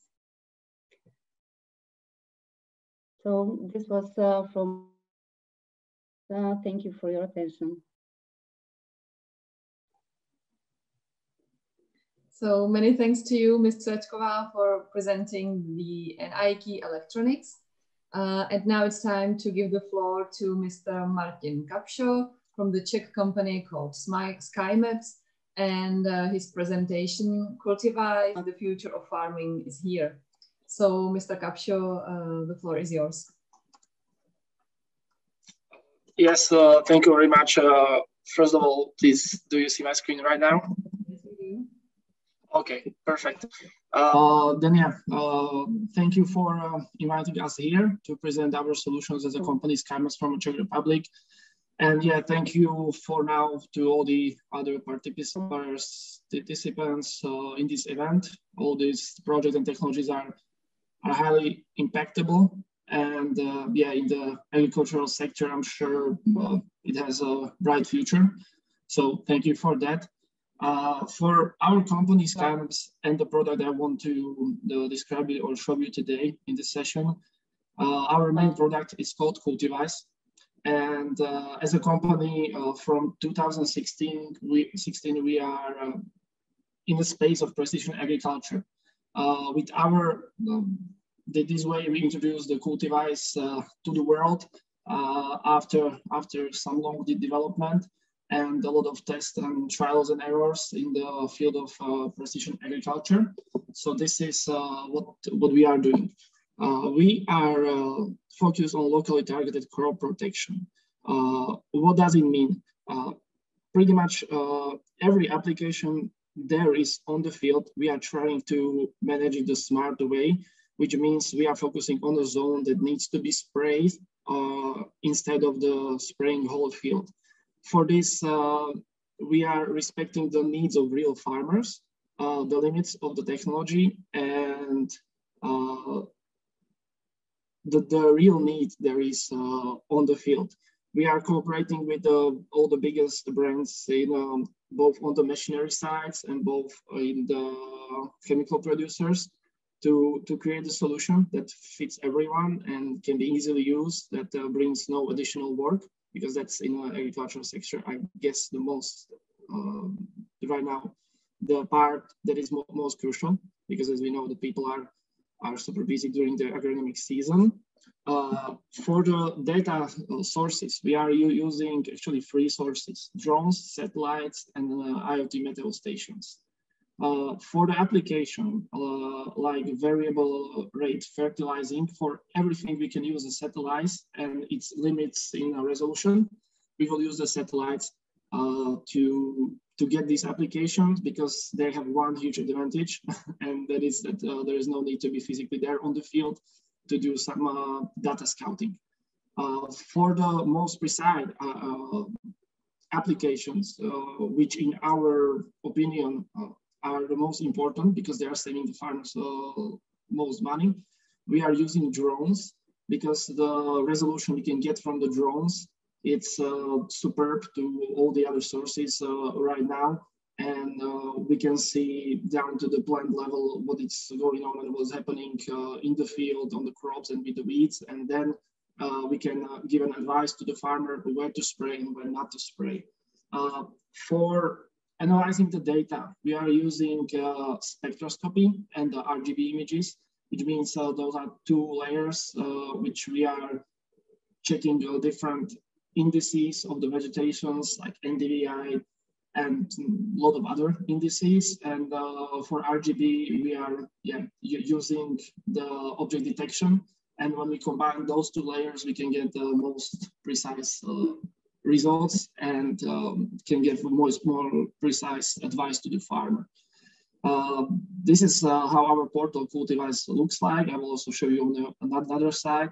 But what it does, there is the vision behind it, is that the farmer will gather the data himself. We are also offering the Cultivate as a service with the drone service and with the scouting the field. But to make it really scalable and to make it as easy for the farmer, because we know he doesn't have a lot of time, and the farmer don't want to, on what he decides to do something, he wants to do it as soon as possible. For that, occasion, it's best for a farmer to have the drone and to just fly the field and send us the data, to click the button, and then after 24 hours, we are guaranteeing the delivery of the application maps. In our portal, the farmer can have these fields to whatever extent he wants to have it. He has a better portal data. He can have operations and can see what he's doing in the real time and how much money is he saving in the real time. Of course, the portal comes with a 24-hour support, as we are right now radiating in all the time zones. So that's not a problem. And what's, I guess, most important is compatible with every machinery there is that we have experiences with. And if there's some left we don't have experiences, it's just a question of calling the support and get everything into the work. From our experiences from the 4 years with the variable or targeted spraying of the herbicides, selective herbicides, we come to the solution of median of 57% of saving. Sometimes in some occasions, of course, it's more, sometimes it's less. It really depends on the field variability and geographical location of it. With some demo farm, we have this one actually, it's from Romania.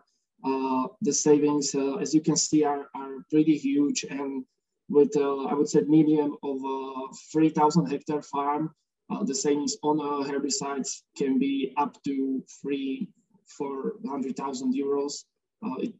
Yeah, as I said, it really depends on the saving and how much is farmer willing to use the modern technology. What our farmers can do in the CleverFarm. I put a very simple table of what is CleverFarm is capable of. So yeah, variable rate fertilizing as a start for us. With we are using the satellite data for that occasion. Then we can do variable rate pre-emergence application. So pretty much it's a burn down with the glyphosate. Then variable rate post-emergent herbicide application, which are very, very important. Excuse me. Which are very, very, very important for the money saving, because those are the herbicide that cost the most of the money. And then the farmer can do just simple things as mapping the crop coverage or crop variability just for his information. For a select amount of or select number of crops, we can also do variable rate desiccation. For example, in oilseed rape, cereals, potatoes, onions. We can do the crop population mapping in pretty much all the crops. And yeah, variable dosing of growth regulators, corn, oilseed rape, soy, cereals, vegetables. One last thing that might be of interest is, okay, what weeds can we detect? So I put together these 4 major weeds throughout Europe, which we have experiences with, and that are from our experiences most present in farms, starting from field thistle to field bindweed, couch grass, or Johnson grass. And again, we don't have any limits on detecting those weeds, but it still depends on the geographical location and what is the biggest problem of the farmer. For example, in UK, there is a huge problem with the black grass. So we know that detecting cerizium arvens over there would make no sense, but we need to focus on black grass. So we are our algorithms are focusing on what is important to the farmer and what is present on the field. So we are not limited to this solution. If you have any question, we can talk about it in a later networking session. I will leave my contact in the chat. Thank you very much for your attention.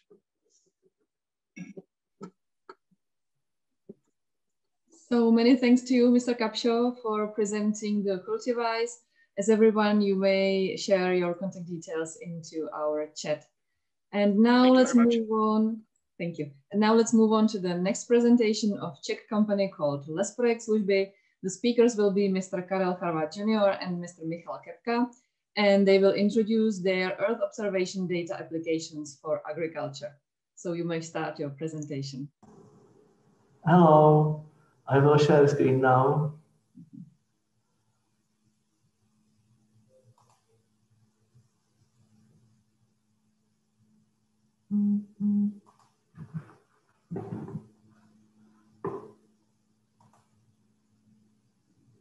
So, is it now visible? Yes.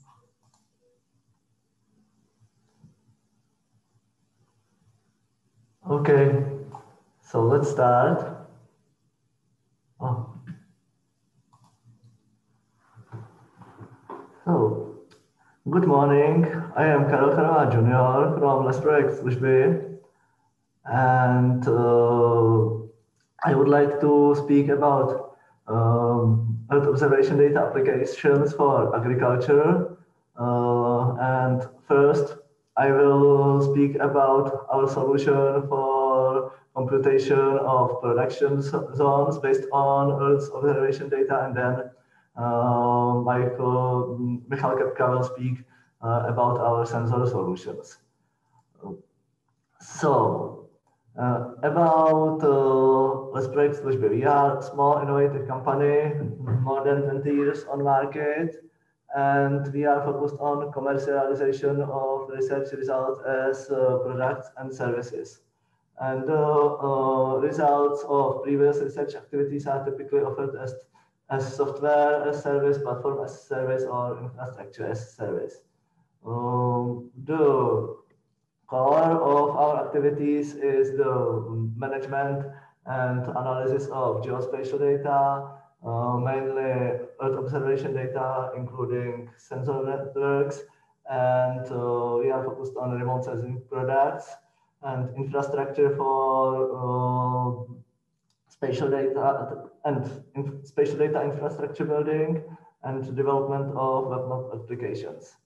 So now I will speak about the tool, web-based tool for creating variable rate application webs. So here we are using approach based on production zones, and the production zones are based on long-term relative variability of crop yields within a field. The source data for computation of these production zones is satellite multispectral imagery, multi-year series from Landsat 8 and Sentinel-2, and vegetation index AVI, mainly from season May to June. And the other important source of data is to have the boundaries of the fields. Here we are using mainly LPIS as source. So what is the production zones? The production zones is based on expected yields in the different part of field. So it is not for comparing the fields between each other, but comparing the distribution of yields within one field. And it shows the relative yields compared to the average of the field. So the green parts are higher expected yields, and the yellow and the brown parts are lower expected yields. The first product is zones classified by 5% of the yields, and then for application maps, it is generalized to 5-zone maps or 3-zone maps. And this approach based on remote sensing data has some advantages over using field monitors, but also some disadvantages. So the main advantage is that the data are freely available, which reduces the cost of this service. But of course, the disadvantage is lower resolution. But yield monitors are not so often used on the farm because there are issues with calibration and so on. So despite a lot of farms has harvesters equipped with yield monitors, they rarely use them and record and analyze the data. So this approach we are using is a good alternative to this yield monitors. And what are other products? We are offering low resolution map of production zones which is covering the whole Czech Republic, but it is rough, low resolution without manual corrections of our advisor. For real use, for real application and creating of application maps, it is good to use corrected maps with higher resolution and with manual corrections. For example, if it is not correctly recorded, that the field was split into 2 parts with 2 crops, then of course the result data is nonsense, and it is necessary to manually split the field and run the calculation to get correct results. And there can be sources of more anomalies, which is necessary to fix with our expert consultant. What are the main features of the application? Well, the management of organizations, users, and projects, and several ways how to import field boundaries. The easiest way is to import fields directly from LPs by the name and ID of users and the cadastral areas. Then other way is manual selection of the fields by clicking on the fields in map. Also the source is public LPs, and other way is import from shapefile. Or you can use manual creation of the field boundaries or manual editing. You can split and merge neighbor fields, and the other main features is management of map layers, including the possibility to connect map layers from various sources. So this can include, for example, erosion maps from erosion risks from Ministry of Agriculture. And then you can order computation of production zones for the selected fields. Define the amount of fertilizer for each zone and create variable rate application maps. Directly import the production zones or draw the application maps manually. And then, of course, you can download shapefile with the application map. And that's all about this application. And now I would like to ask Michal Kepka to continue about our sensor solutions.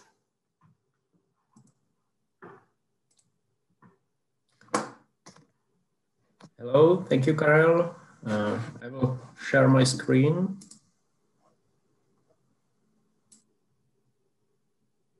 Karel, please switch off your sharing. Yeah, sorry.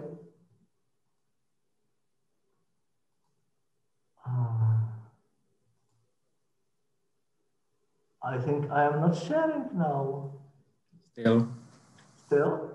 Mm-hmm. Oh. You have to click on the button stop sharing. Yeah, but it looks differently when I'm in sharing mode. Sorry.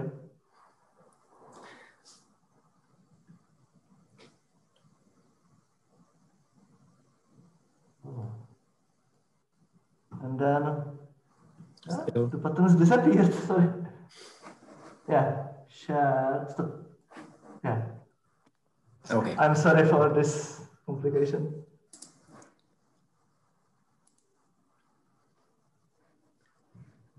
Okay. Hello. My name is Michal Kepka.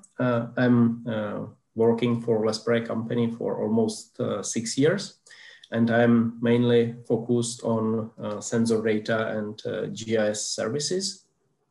So I would like to introduce you our solution for sensor data management that is covering the whole chain from gathering data in the fields, storing, processing, and publishing by different APIs and by different services to end users or to other applications.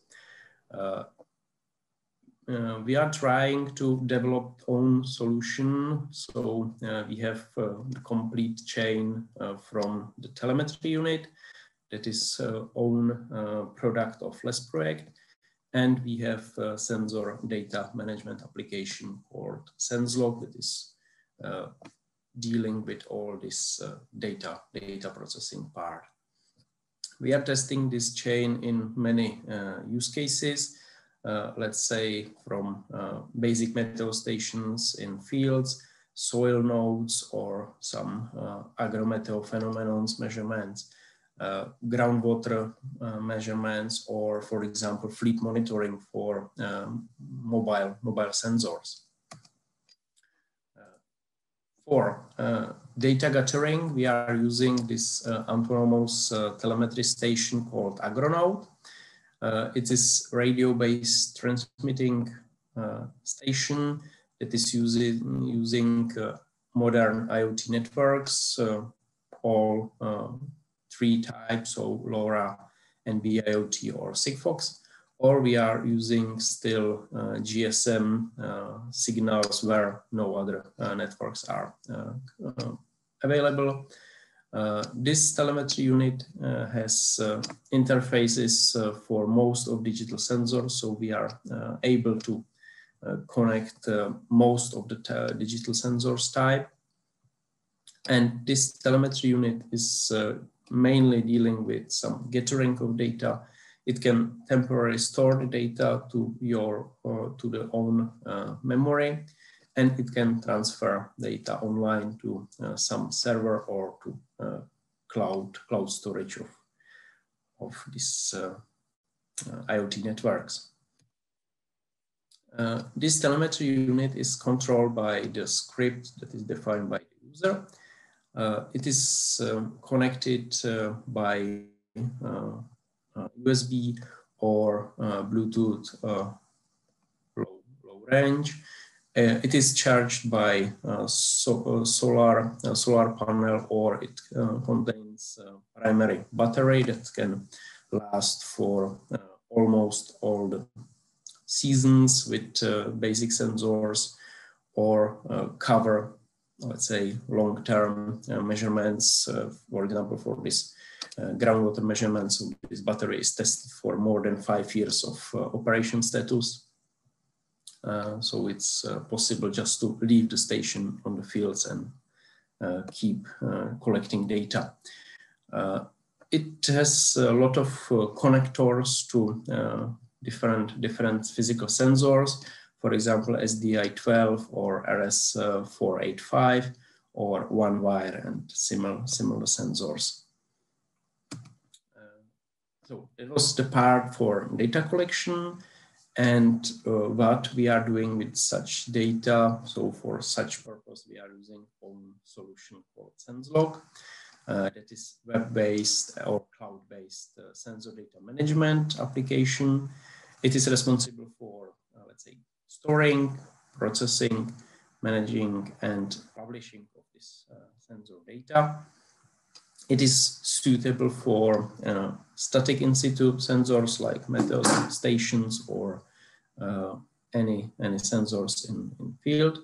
It can be deployed, it can collect data from sensors that are deployed on some mobile carrier, like agriculture machineries, cars, or trucks.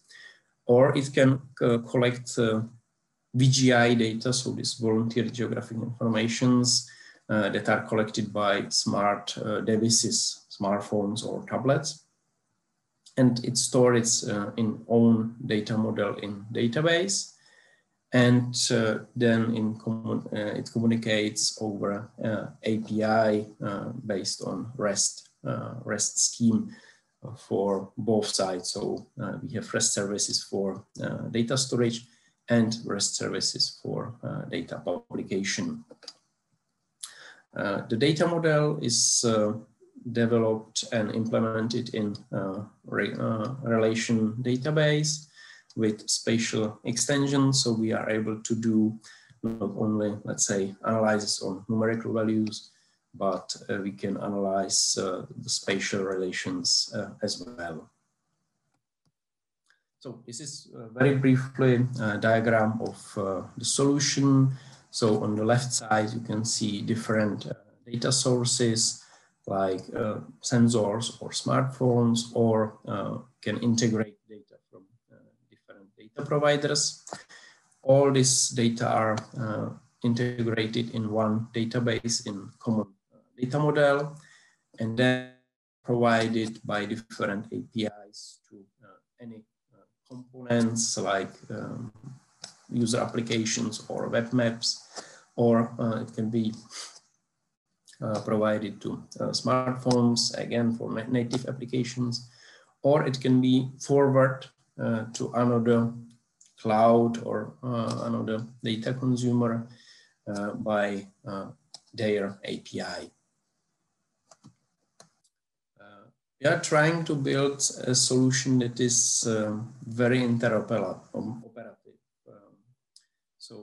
We are building, let's say, components called connectors that are able to transform different APIs to SenseLog APIs on both sides. So we are able to integrate data from different data providers on their APIs, and we are able to provide or publish data according to APIs of the data consumer. So we are able to provide these services according to different schemes. We are able to define this connector based on, let's say, 3 options. So we have this push data scheme, or pull, so based on what end is necessary, or we are able to provide this proxy option. So there is static API that is for transforming requests based on our API scheme. At this moment, we are working on different standardized connectors. So we have services for sensor observation service, or according to sensor observation service. And now we are finishing connector based on OGC Sensor Things API standard. So that will be, I suppose, during next month's released. Okay, that's all from my side at this moment. And if you will have some question, there are contacts for me and colleague Karel Charva. Thank you very much for your attention. Okay, so thank you very much, Michal and Karel, for your presentations. Now we are slowly moving to the last presentation of the day, which is the presentation of Mr. Jan Lukáš from the Czech Crop Research Institute. And his presentation is called Expert Knowledge for Digital Agriculture Expert Systems. So, Mr. Lukáš, you can now start your presentation. Hello, can you hear me? Yes. Okay, great. Thank you for inviting me and to have a space to present our institute. Can you see now the presentation, please? Yes, we can. Okay. But if you can, please talk a little bit louder, just a little bit. Okay, I tried. Is it better now? Yes, it's better. Okay. My name is Jan Lukáš. I'm working in Crop Research Institute, which is the largest research unit oriented to crop research in the Czech Republic. We are based right in Prague, but we have some other small center research units and field units around the Czech Republic.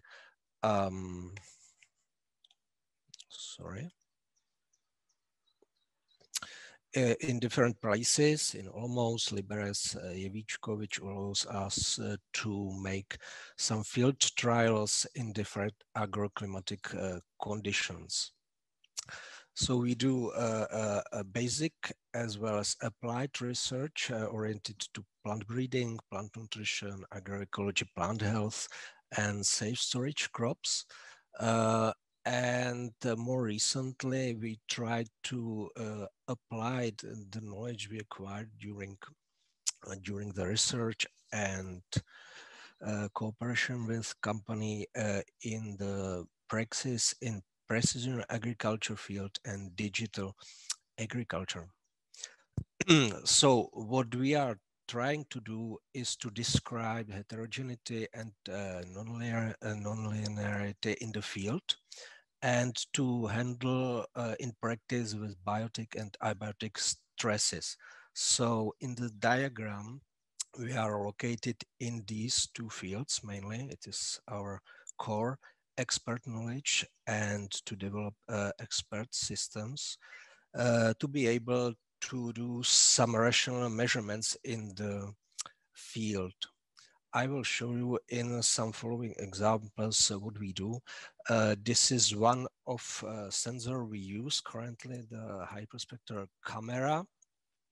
And this one was the experiment oriented to discern some differences and of wind rape in the regime of low water access, and we was able to discern how it handle with water stress and what is the reaction in practice thanks to this this sensor.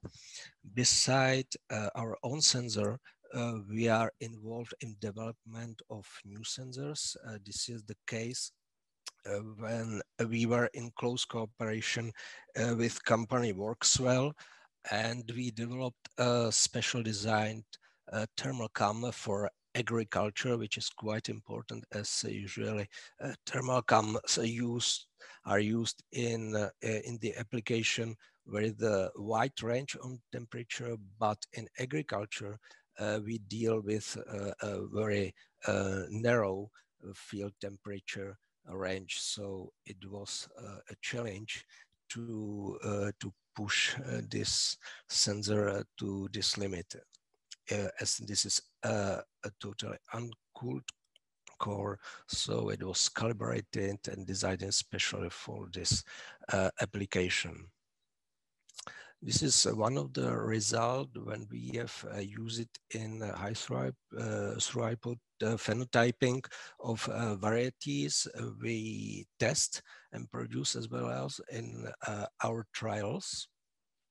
And this one is another example of cooperation with companies with Hydrosoft, where the special design software Triapi was done for our experiments to be able to follow the time series of the structured data we acquired in the field. How these sensors and the knowledge we acquire can be used in practice, I will show in some examples with viruses in system where there is important to be quite precise and to early detect the problem related to the virus's disease. The yellow-green shows the row when the wheat was as a control, and the red arrow shows the varieties which were infected by the viruses. You can see that the control temperature of the varieties of the wheat was lower, significantly lower than those were preliminarily infected by the viruses. It's quite important and quite straightforward to use it in the field and to say whether it is or it isn't infected and where it is the case in the field. So the measurements can be applied based on this expertise. It is in more detail and showing the reaction of about 80 varieties we have tested in this trial, as showing different response and resistance to the virus. So each variety is differently sensitive or resistant to this. This is another example of using the thermal cam sensor to discern early grain which were infected with Fusarium. And in this case, you can see the grains which are healthy with lower temperature, and grains which are infected by Fusarium with higher temperature. These methods can be used to clean the grain before using it, and it is quite important in brewery as it applies for the barley mainly. Another example of using the thermal cam sensor we have developed with works well is in detecting water stress in the field and managing irrigation. On the left side, you can see by your own eyes the situation in the field, that everything is easily green, but at the same time, using the thermal sensor, you can see differences between both trials. In the left side, and there were fields which were only rain-fed, and these were irrigated. So the differences between these two is about 4 Celsius degrees. What shows us that this part needs to be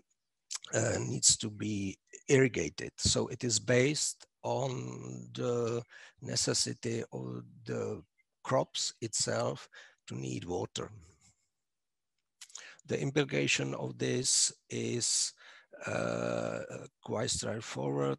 When there is a higher temperature, then at the end the yield of the grain is much lower.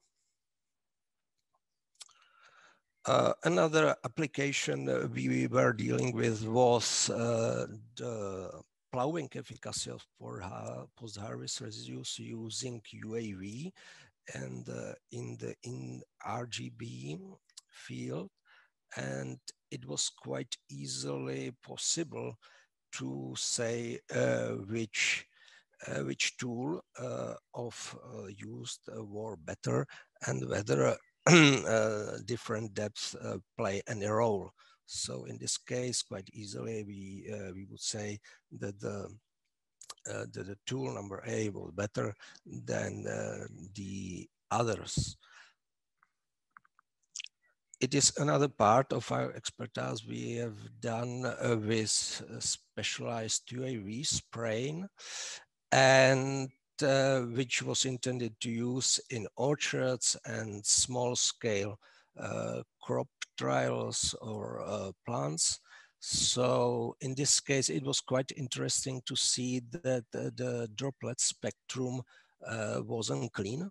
So there were 2 peaks, what is not ideal for application in practice. So there is still need some development, and we were in close contact with company which manufacturing this UAV.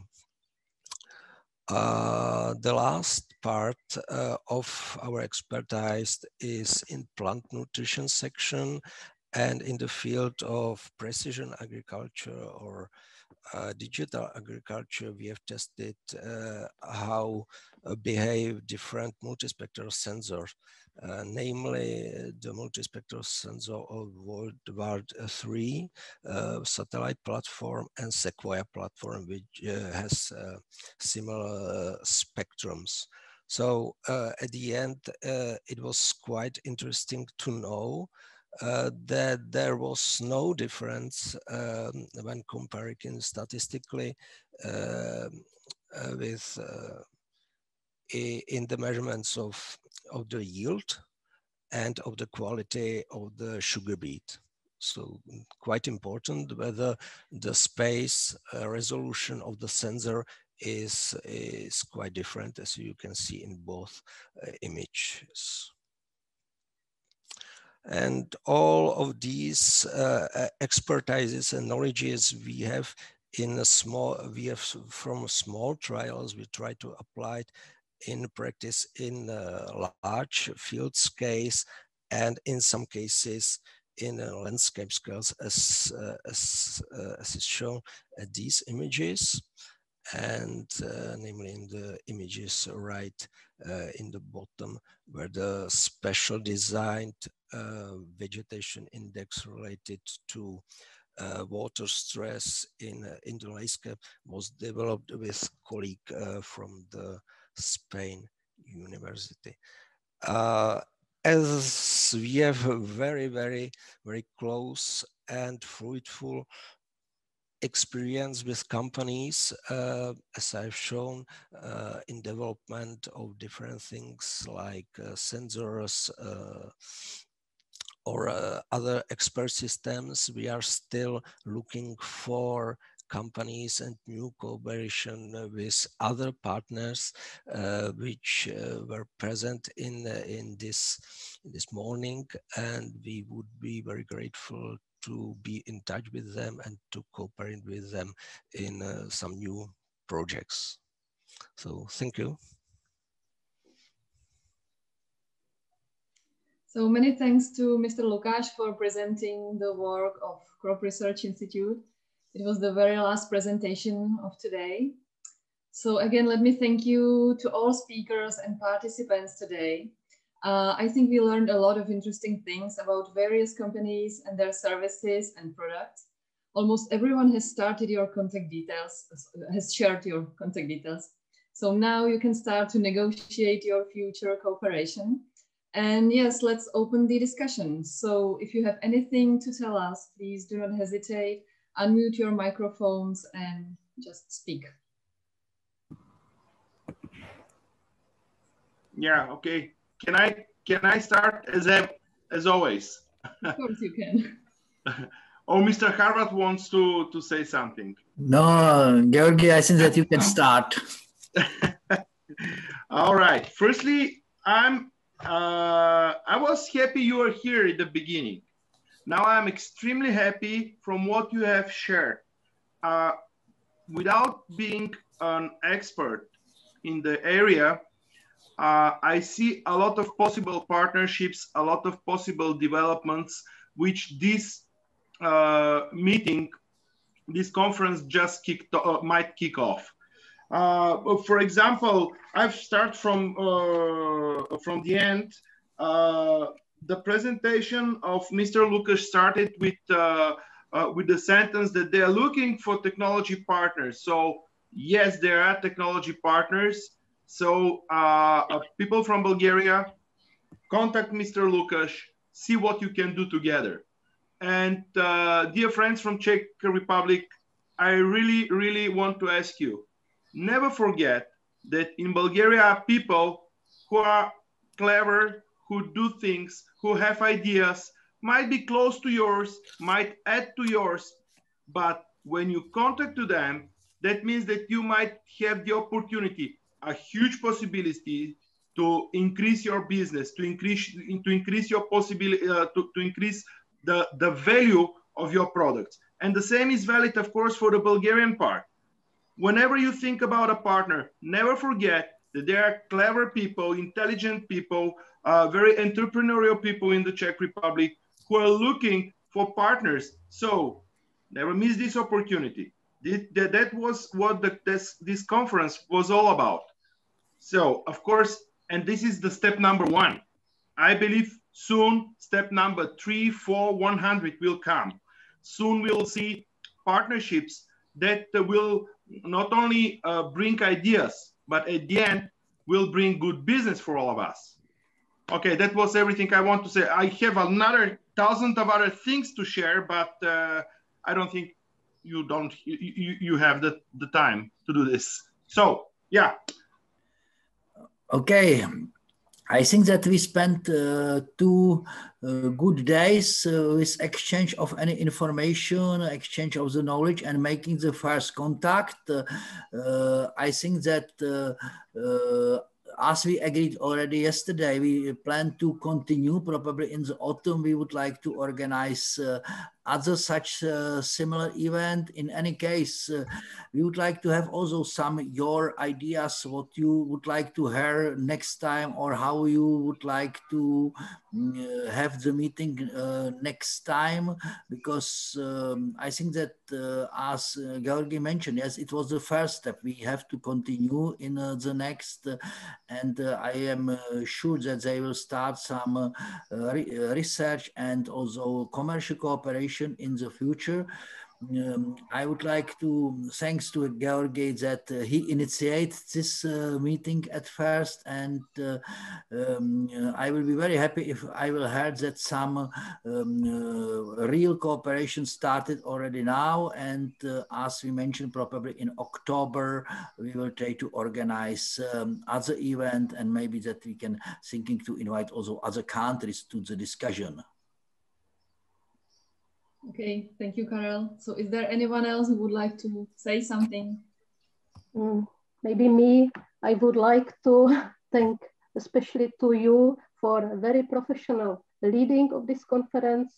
It was my pleasure that you helped me. Thank you, Markéta. You're welcome, anytime. Okay, Viorel, Marin. Georgi, I think that you agree that we have both to thanks to Sharka, yes? Yes. Markéta. And you. Okay, Viorel. Okay, so I want also to thank to Sharka and to Markéta for inviting me to participate to such an outstanding webinar that that was quite really interesting. And in terms of partnership, like Georgi and Karel said in the beginning, our former communist countries are providing a lot of intelligence into the digital market. So a lot of it I saw today, and I just want to tell you that we have a large potential agriculture sector in Romania. We have companies that will be very interested in the solutions that you presented today, both from Czech Republic and Bulgaria. And we have a lot of things to complement and to partner to each other. For example, in Romania, now we have, let's say, one of the most top-rated AI machine for anticipation and prediction for agriculture that can complement a lot all the digital platforms that have a lot of services here. And just to mention at last, we have developed, let's say, it's a premiere, the first NPK IoT sensor that also will fit very well in all your applications that you presented today. So it's an outbreaking in the IoT systems. So I think we have to do, and we can do a lot of things together. Thank you very much for the invitation, and congratulations to all of you that organized such an amazing webinar. Thank you. Thank you, Mr. Marin. Georgi? Yeah, okay. I want to add something. It's a very, very particular thing. For predistrict, they said they're using sensors from German, Danish, and US manufacturers. Just want to tell them that in the Czech Republic, they are excellent producers of electronics, typical Czech electronics. So maybe if they specify what they are looking for, I can help them to make contacts. Maybe this will decrease the cost of their product, of their system, of their product. Maybe it will add value to it. I don't know, but it's a possibility. Also, for UAVA, I just want to say that I will contact them, because in Bulgaria we also have, regrettably, those companies did not join this webinar, but I believe they will join the next webinar, like Prodrone Systems, SIS, who are specialized exactly in using drones in the agriculture. And also we have in other areas companies that produce and use drones with a very specific purposes. So definitely this connection will be made. I would like also to thank for the possibility for Mr. Marin Viorel, sorry, to contact us. I will connect him with my colleague in Romania. So eventually, I think that an event, such an event, can be organized there. Okay, well, that is everything. I really don't want to take out of your time with my talks. So yeah, see you next time. Okay, so again, many thanks to all of you, to the presenters as well as the audience. We are very glad that you came and stayed till the end. As I said earlier, the presentations from yesterday and today will be available to download from the website of Wireless Info. The recording of both sessions of our conference will be available here too. So to close the conference, allow me to thank you, Mr. Stoilov and Mr. Karvat, whose idea it was to organize such event. And again, special thanks goes to Šárka Horáková for the great job she has done organizing this event. So let the Czech-Bulgarian cooperation in smart agriculture begin.